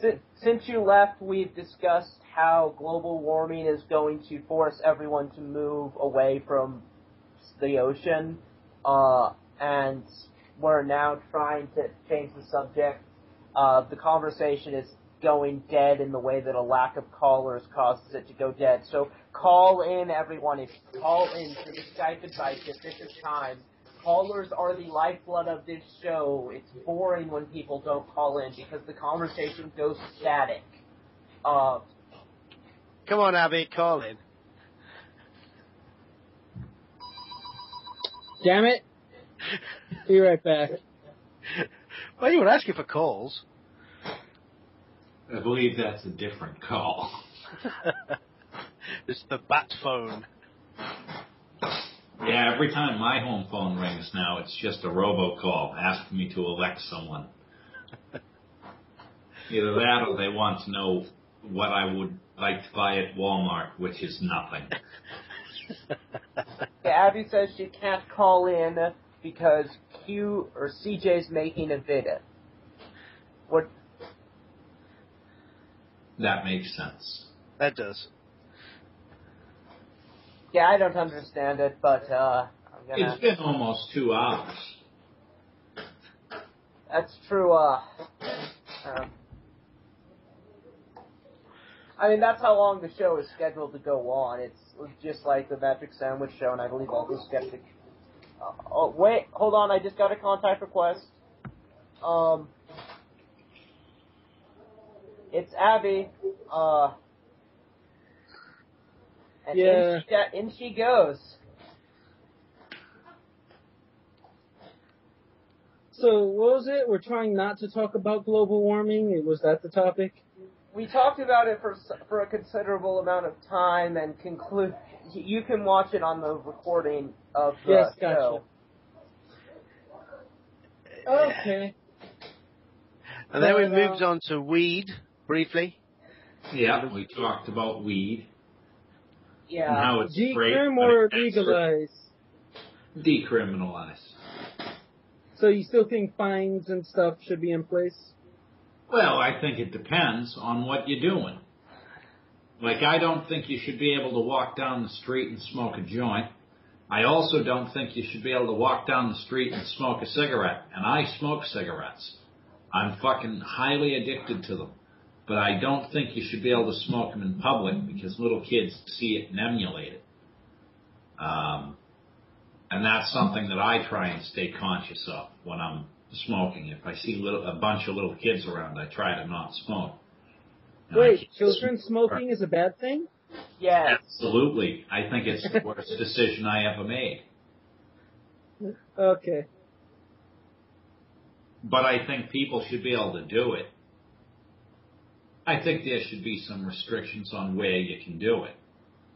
And I think it's the same thing for pot. I think it should be allowed, you should be allowed to do it. There should just be some restrictions. Like, you can do it at home. Don't do it in your car. Oh yeah, that's definitely a hazard. You know, like alcohol. You can't have alcohol anywhere you want to. The place has to have a liquor license. You can't walk around fucking slagging down beers, walking down Main Street. You'll get arrested. Yeah, I can understand. I think those are reasonable restrictions. But, so it's just an issue of where you can do it. I mean, I think it would be smart if, like there's such a thing as a liquor license. It would be ideal if it were places where they could check your dosage, But then again, you can still drink at home, so... You mean like marijuana bars? What? Yeah, I guess something to that effect. I guess it would be more of a standard. You'd have to figure out some sort of a chemical scale to go by, though. Like with alcohol, it's easy because you're just dealing with one molecule or one set of molecules. And you can sort of be like, oh, well, it's this much ethanol or ethanol in the whatever the fuck the thing is, in the person, and they're drunk. With marijuana, you can't really do that unintrusively, and I've said this before other places. When they have a test to determine how intoxicated on marijuana you are, they will probably decriminalize it. Because at that point in time, they can tell if you've been driving high. They can tell if you're working high. They can tell if you're doing things while you're high. Whereas right now, they can't tell, but if you're high, you could kill people. And you can tell by the fact that the person is eating Cheetos. No, because I ate more Cheetos not high than I do high. Potato chips. Dude, man, we need to start cracking down on Cheetos, in my opinion. Yeah, seriously? That's like the mayor of New York, Bloomberg, cracked down on 32-ounce and larger sodas. That was weird. Yeah. I was making a joke. That's just victimizing stoners. Yeah, I'm just actually, that's a topic that I've been thinking about quite a bit. Is there some kind of sensible means of combating obesity out of the interest of public health? The only thing you can do is tell people about it, but you can't make them do it. Well, I mean, I'm sure there could be some kind of incentive to, I don't know, take a fitness test or something. Like you get a free bus ride or something like that. I'd have thought not dying would be a good one. Wait a minute, what do you mean? Like once a year you go and check in, and if you're physically fit enough, you're able to ride the community bus, but if you're not, you have a lock fatty? Is that what you're suggesting? Well, I was suggesting you get a... That would never fly. That would never, ever fly. Well, I wasn't really thinking into concrete. You need to understand a lot of times although I completely agree with the concept, that would never happen. It's too big. That'll never fly. Put you on a I'll list. tell you right now, I would probably have to fucking walk every time. But you know what? I would understand why.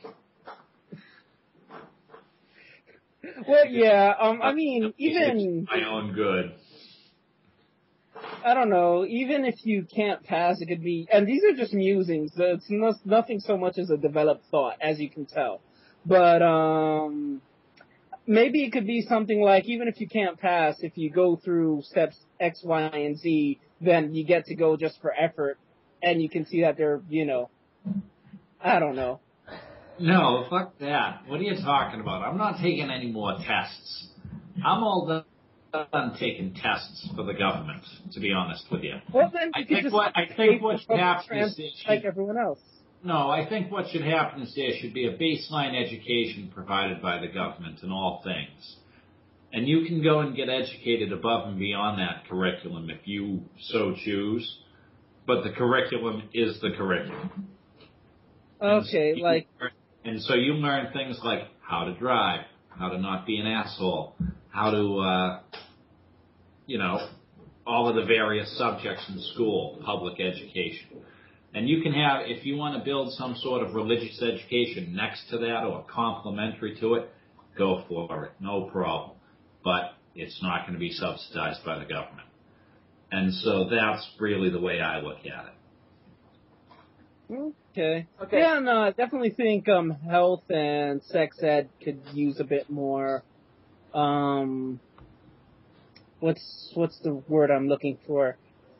There should be more put into it. Yeah, like abstinence-only education is not education.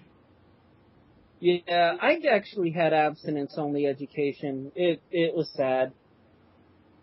How many girls did you impregnate? Me personally, I wouldn't say it's a product of the abstinence-only education. Yeah, because you probably had sex with a couple of girls, and none of them got pregnant because you used hold alternative on. This is something not a lot of people are aware of. I was a Mormon, and I actually served a 2-year mission, and I was all faithful and whatnot, so I fell away and started having sex at 21. That being said, I probably wouldn't have had sex either way, and at least 2 of the students that were in that group ended up, one guy impregnating someone, another one getting pregnant. So, out of 2 guys? Huh? No. One of the guys got pregnant? One guy and one girl. That poor bastard. Mormons are magic. What? Magic underwear, indeed. Hold on. No, I was the only Mormon in the class. It's in human nature to explore sex at a young age with your contemporaries, people who are your own age in your teens. So just let kids go like, oh, well, they'll fucking figure it out. You can't do that. That's when problems happen. I was going to turn around and say, if one of the guys managed to get pregnant, I think that the sex education is seriously lacking. It's America. Anything can happen. There was a friend of mine that apparently got his period or something and had to get ovaries removed or some shit like that. Oh, so he was... Oh, I get it. I understand. That happens. That was unrelated to the pregnancy, no. One guy got someone pregnant and one girl got herself pregnant. And it was only a class of like 13 people, so... Yeah, she didn't get herself pregnant. She had sex with someone and got pregnant. We know what you mean. Girls can't just get themselves pregnant, call up the stork or something? No, there's no autonomic pregnancy syndrome. That shit, no. At the very least, you're going to need a turkey baster. And chloroform. Okay. I'm gonna change the topic a little bit. We've got only about 6 minutes left. Since we've got only about 6 minutes left, I think the topic I was going to change it to can carry its own show at another point. Let's go ahead and make closing statements. Does anyone have anything to say before we end the show? Because not particularly. Yeah, I got nothing for you. Okay. You can pick your president. You can pick your nose. You cannot pick your president's nose. That's not true. You can pick your president's nose? Yeah, you just have to be really, really quiet and sneak in. Yeah.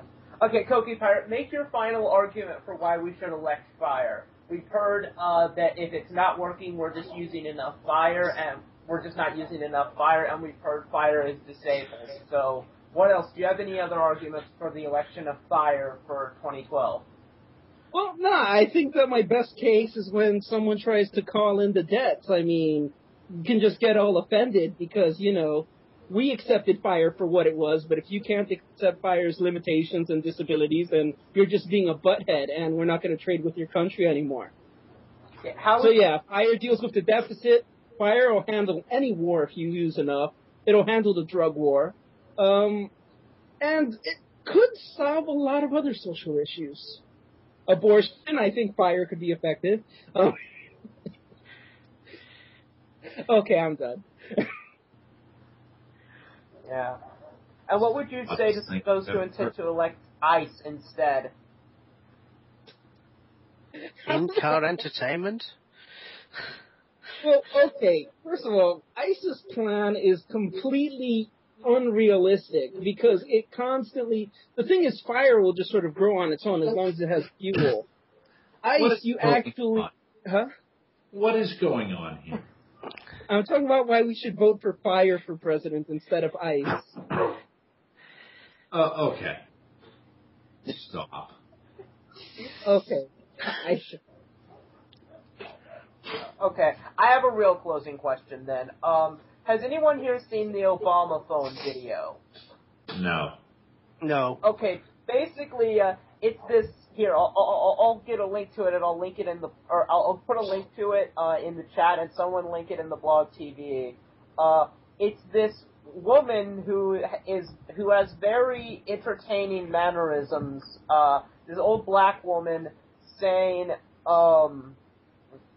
basically saying that Obama, the reason that we should vote for Obama and keep him president is because he gave her a phone, which she calls an Obama phone. Pretty sure that was the Bush plan. Basically, my question is, how do you respond to, since everyone in here is an Obama supporter, how do you respond, or at least some, maybe not completely, how do you respond to the criticism that the main reason people want to vote for Obama is because Obama gives people free stuff, and those people don't want to work, they want to get free stuff? Yeah, I'm pretty sure the phones were a Bush thing, So, yeah, I mean, that's really journalism at its poorest. When you see that sort of stuff on TV, that's always an anecdotal count of what's going on. It's not necessarily representative of reality, and it's used to sway your opinion on issues, but it's not necessarily true.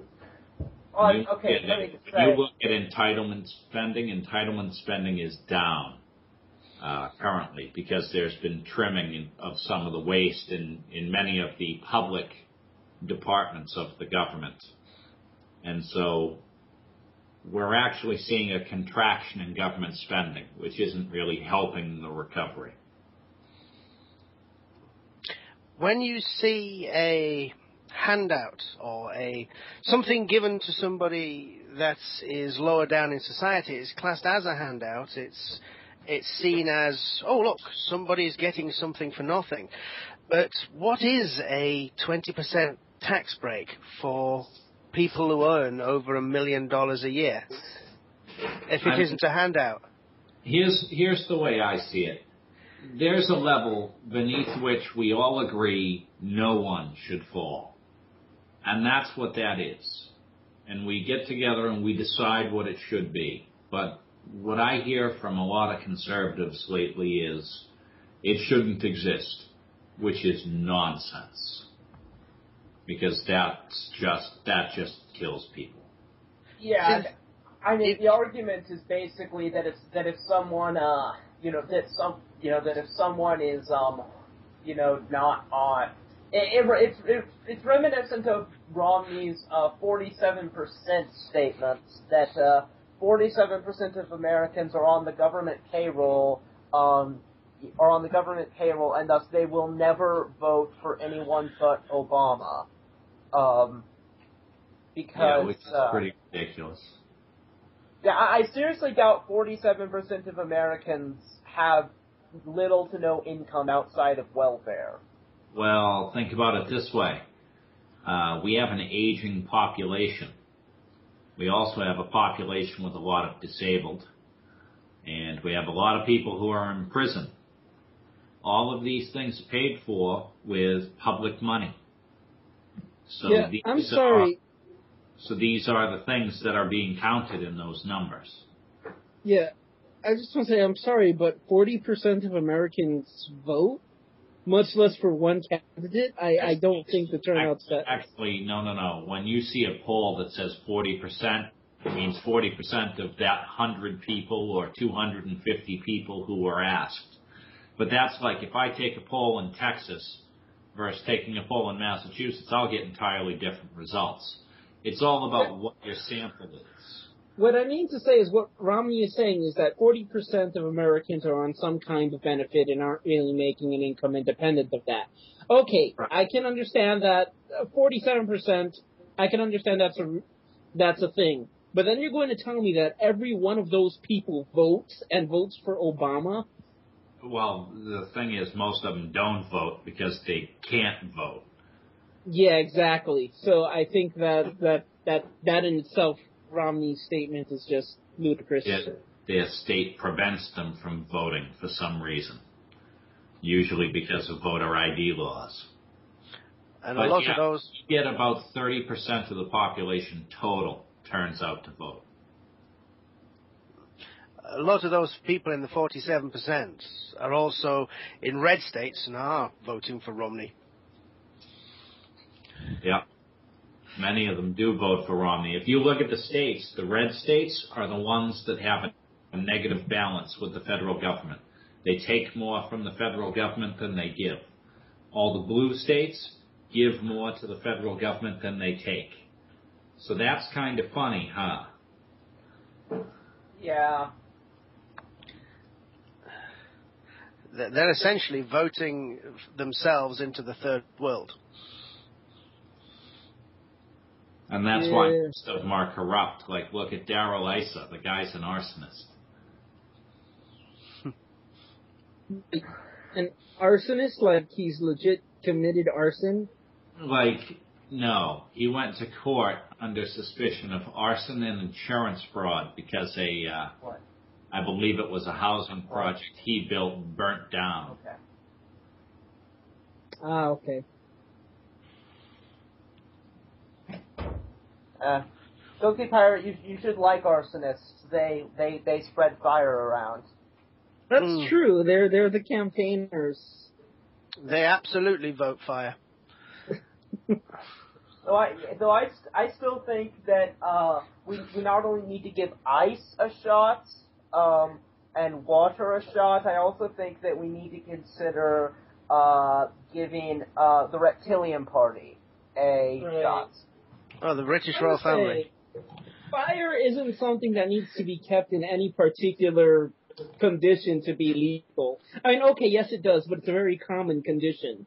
All you have to do is keep feeding fire, and fire will be good to you. Or bad, depending which end of the fire you're at.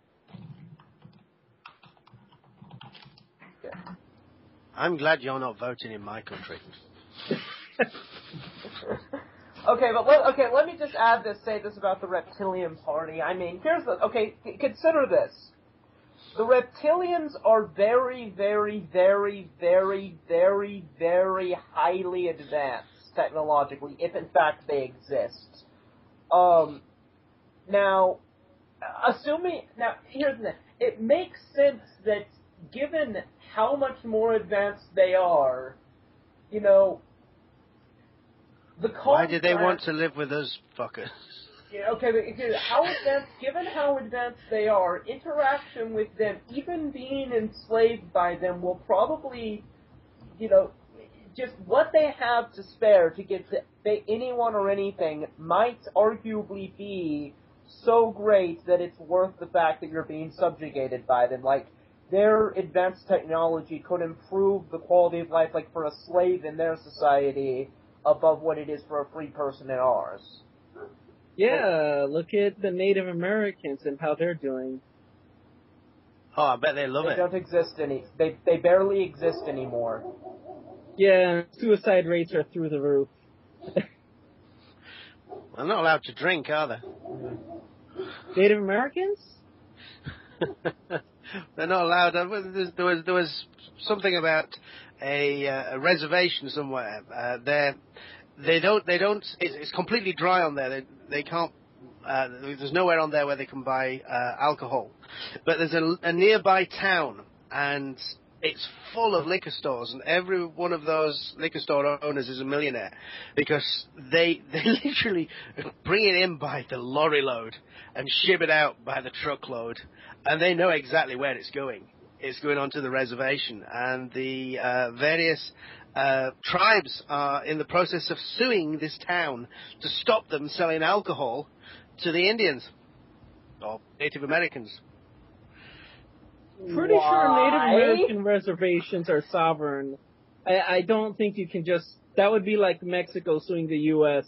because, you know, they're buying guns in the U.S. It's still happening.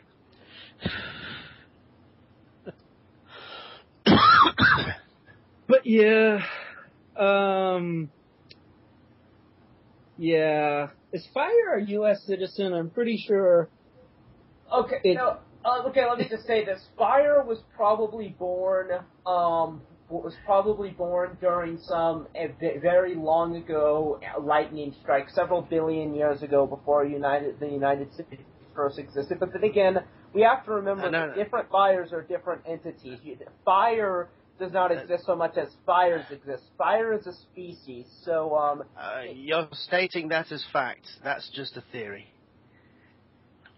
Fire theory? Fire theory, yeah. Yeah. Fire is just a theory. I have my own Teach theory. the controversy, man. Teach the controversy. Yeah, fire, yeah. Yeah, probably. I mean, when you're starting talking about lightning striking things, you know, you wasn't there, okay?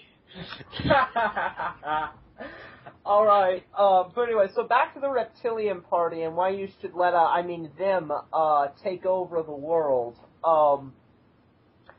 Here's the thing.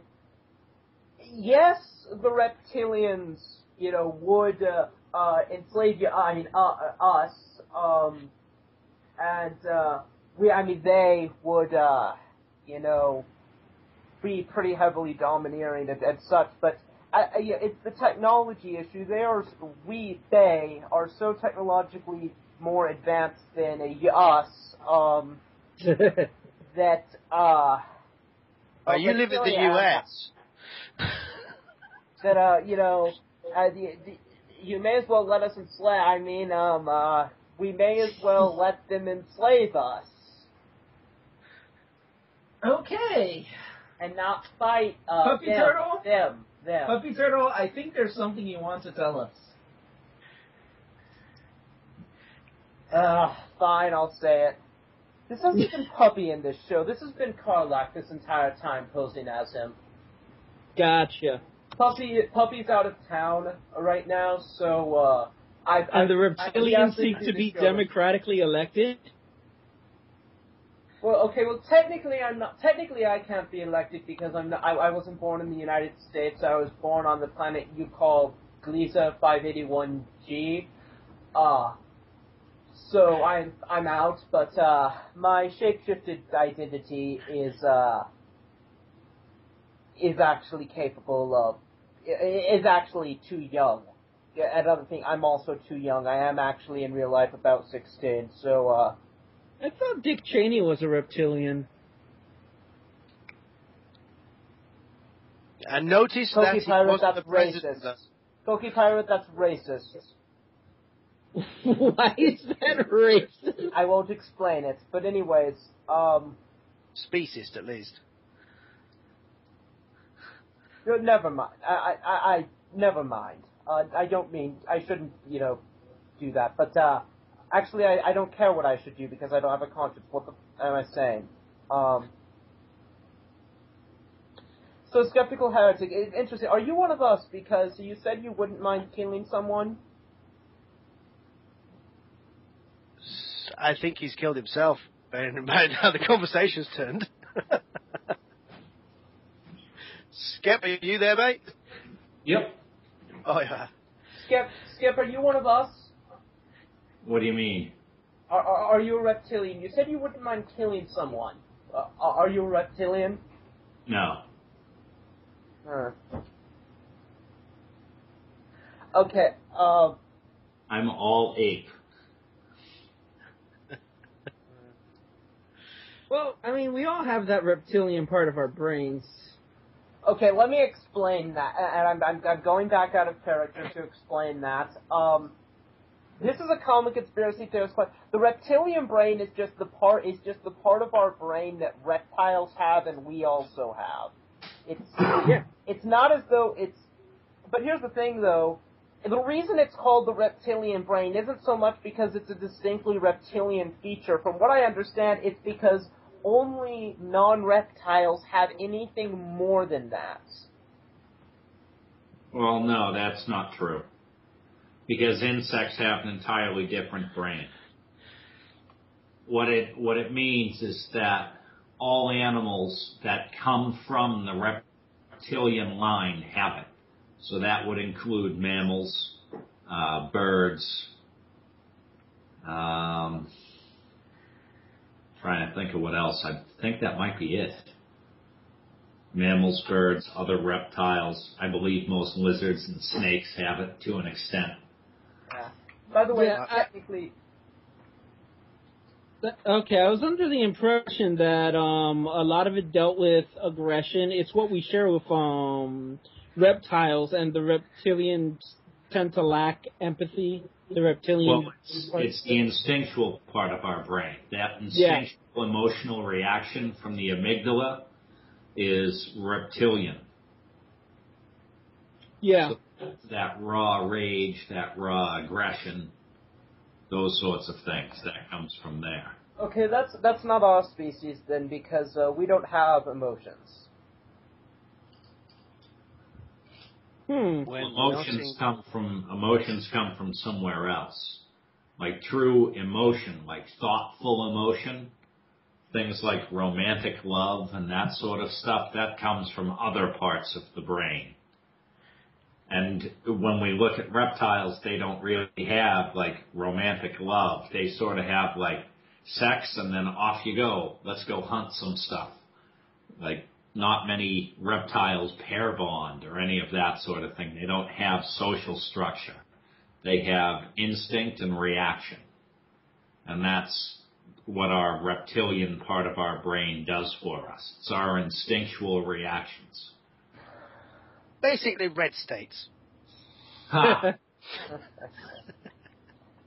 That being said, No, there's a lot less thought that goes into that mindset.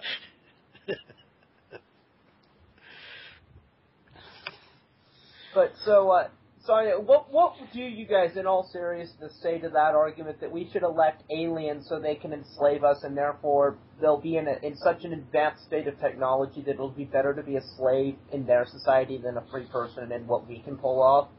Yeah, I doubt that. I think you should have the right to vote. Hey, we don't treat cows and chickens so well, do we?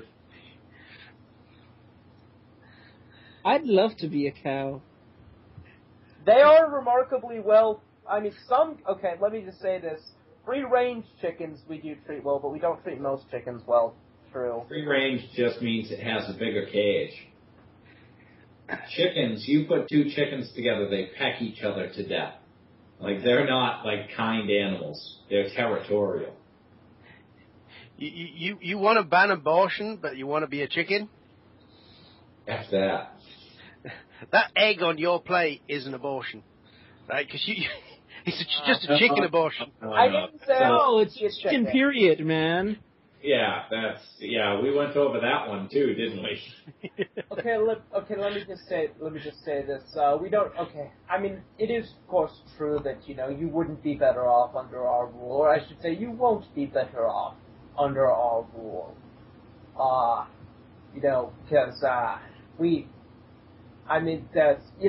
there are the myths going around in the UFO circles, such as we rape you. That happens, but it's okay. not proof. All right, that's enough of this. Humans sometimes have sex with animals too, but regardless, I think it's about time I drop, and I think I'm your broadcast. Okay. Okay, but I will end this by saying bestiality is legal in 13 states. Yeah, but it's federally illegal. You're not allowed to screw around with agriculture like that. What's that law called? There's a federal law? I had no idea. You can't contaminate food sources with biological material. That is criminal. So no fucking. That's hardly outlawing bestiality. That's just outlawing sex with certain animals. There are a lot of laws against things like fucking animals. Okay. Sodomy usually covers bestiality as well. Sodomy's legal. Not in all states. It depends on the definition used. It's legal in 45 states. It's illegal in 5. Didn't the Texans want to outlaw sodomy, and then somebody realized that under state law, sodomy also included fellatio?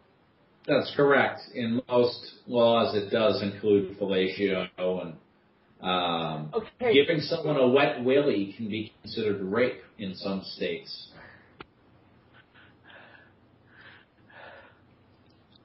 Wow. I believe the definition of sodomy for my state involves anything outside of male-female sex, which would include bestiality. And when the Supreme Court reference came down to include any anal sex between two human beings, they went, oh, okay, so we'll repeal that bit of it, and the rest of it stays. So in sodomy, in many states, you cannot have sex with animals.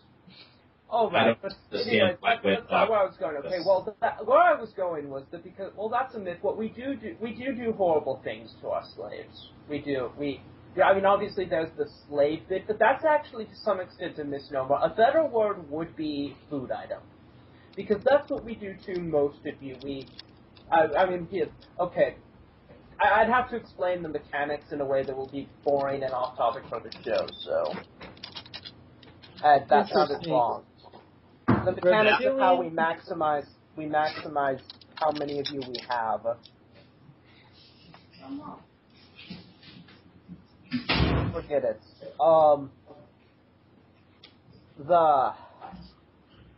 Alright, in all seriousness, it is now time definitely for closing comments, because I need to go too. Anybody have closing comments? Nope. Okay, so I say vote for Insano Karlak. coquipirate says vote for Fire. And who's Fire's running mate, Coqui? Wang Fire is vice president. So coquipirate says vote for Fire. Phony Beatlemaniac, Skeptical Heretic, and Palsy Hartley say vote for Obama Biden. No, I don't say that. What do you say then? I say vote for who you think you should vote for. But make sure you're not stupid about it. Okay. I agree with Skep. So Bossman says vote for Obama Biden.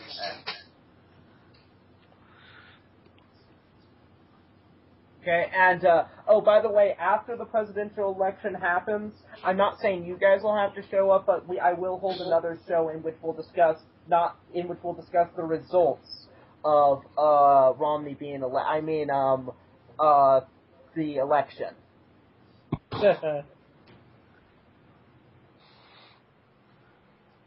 Okay. Alright, so with that, Bossman, go ahead, stop the recording.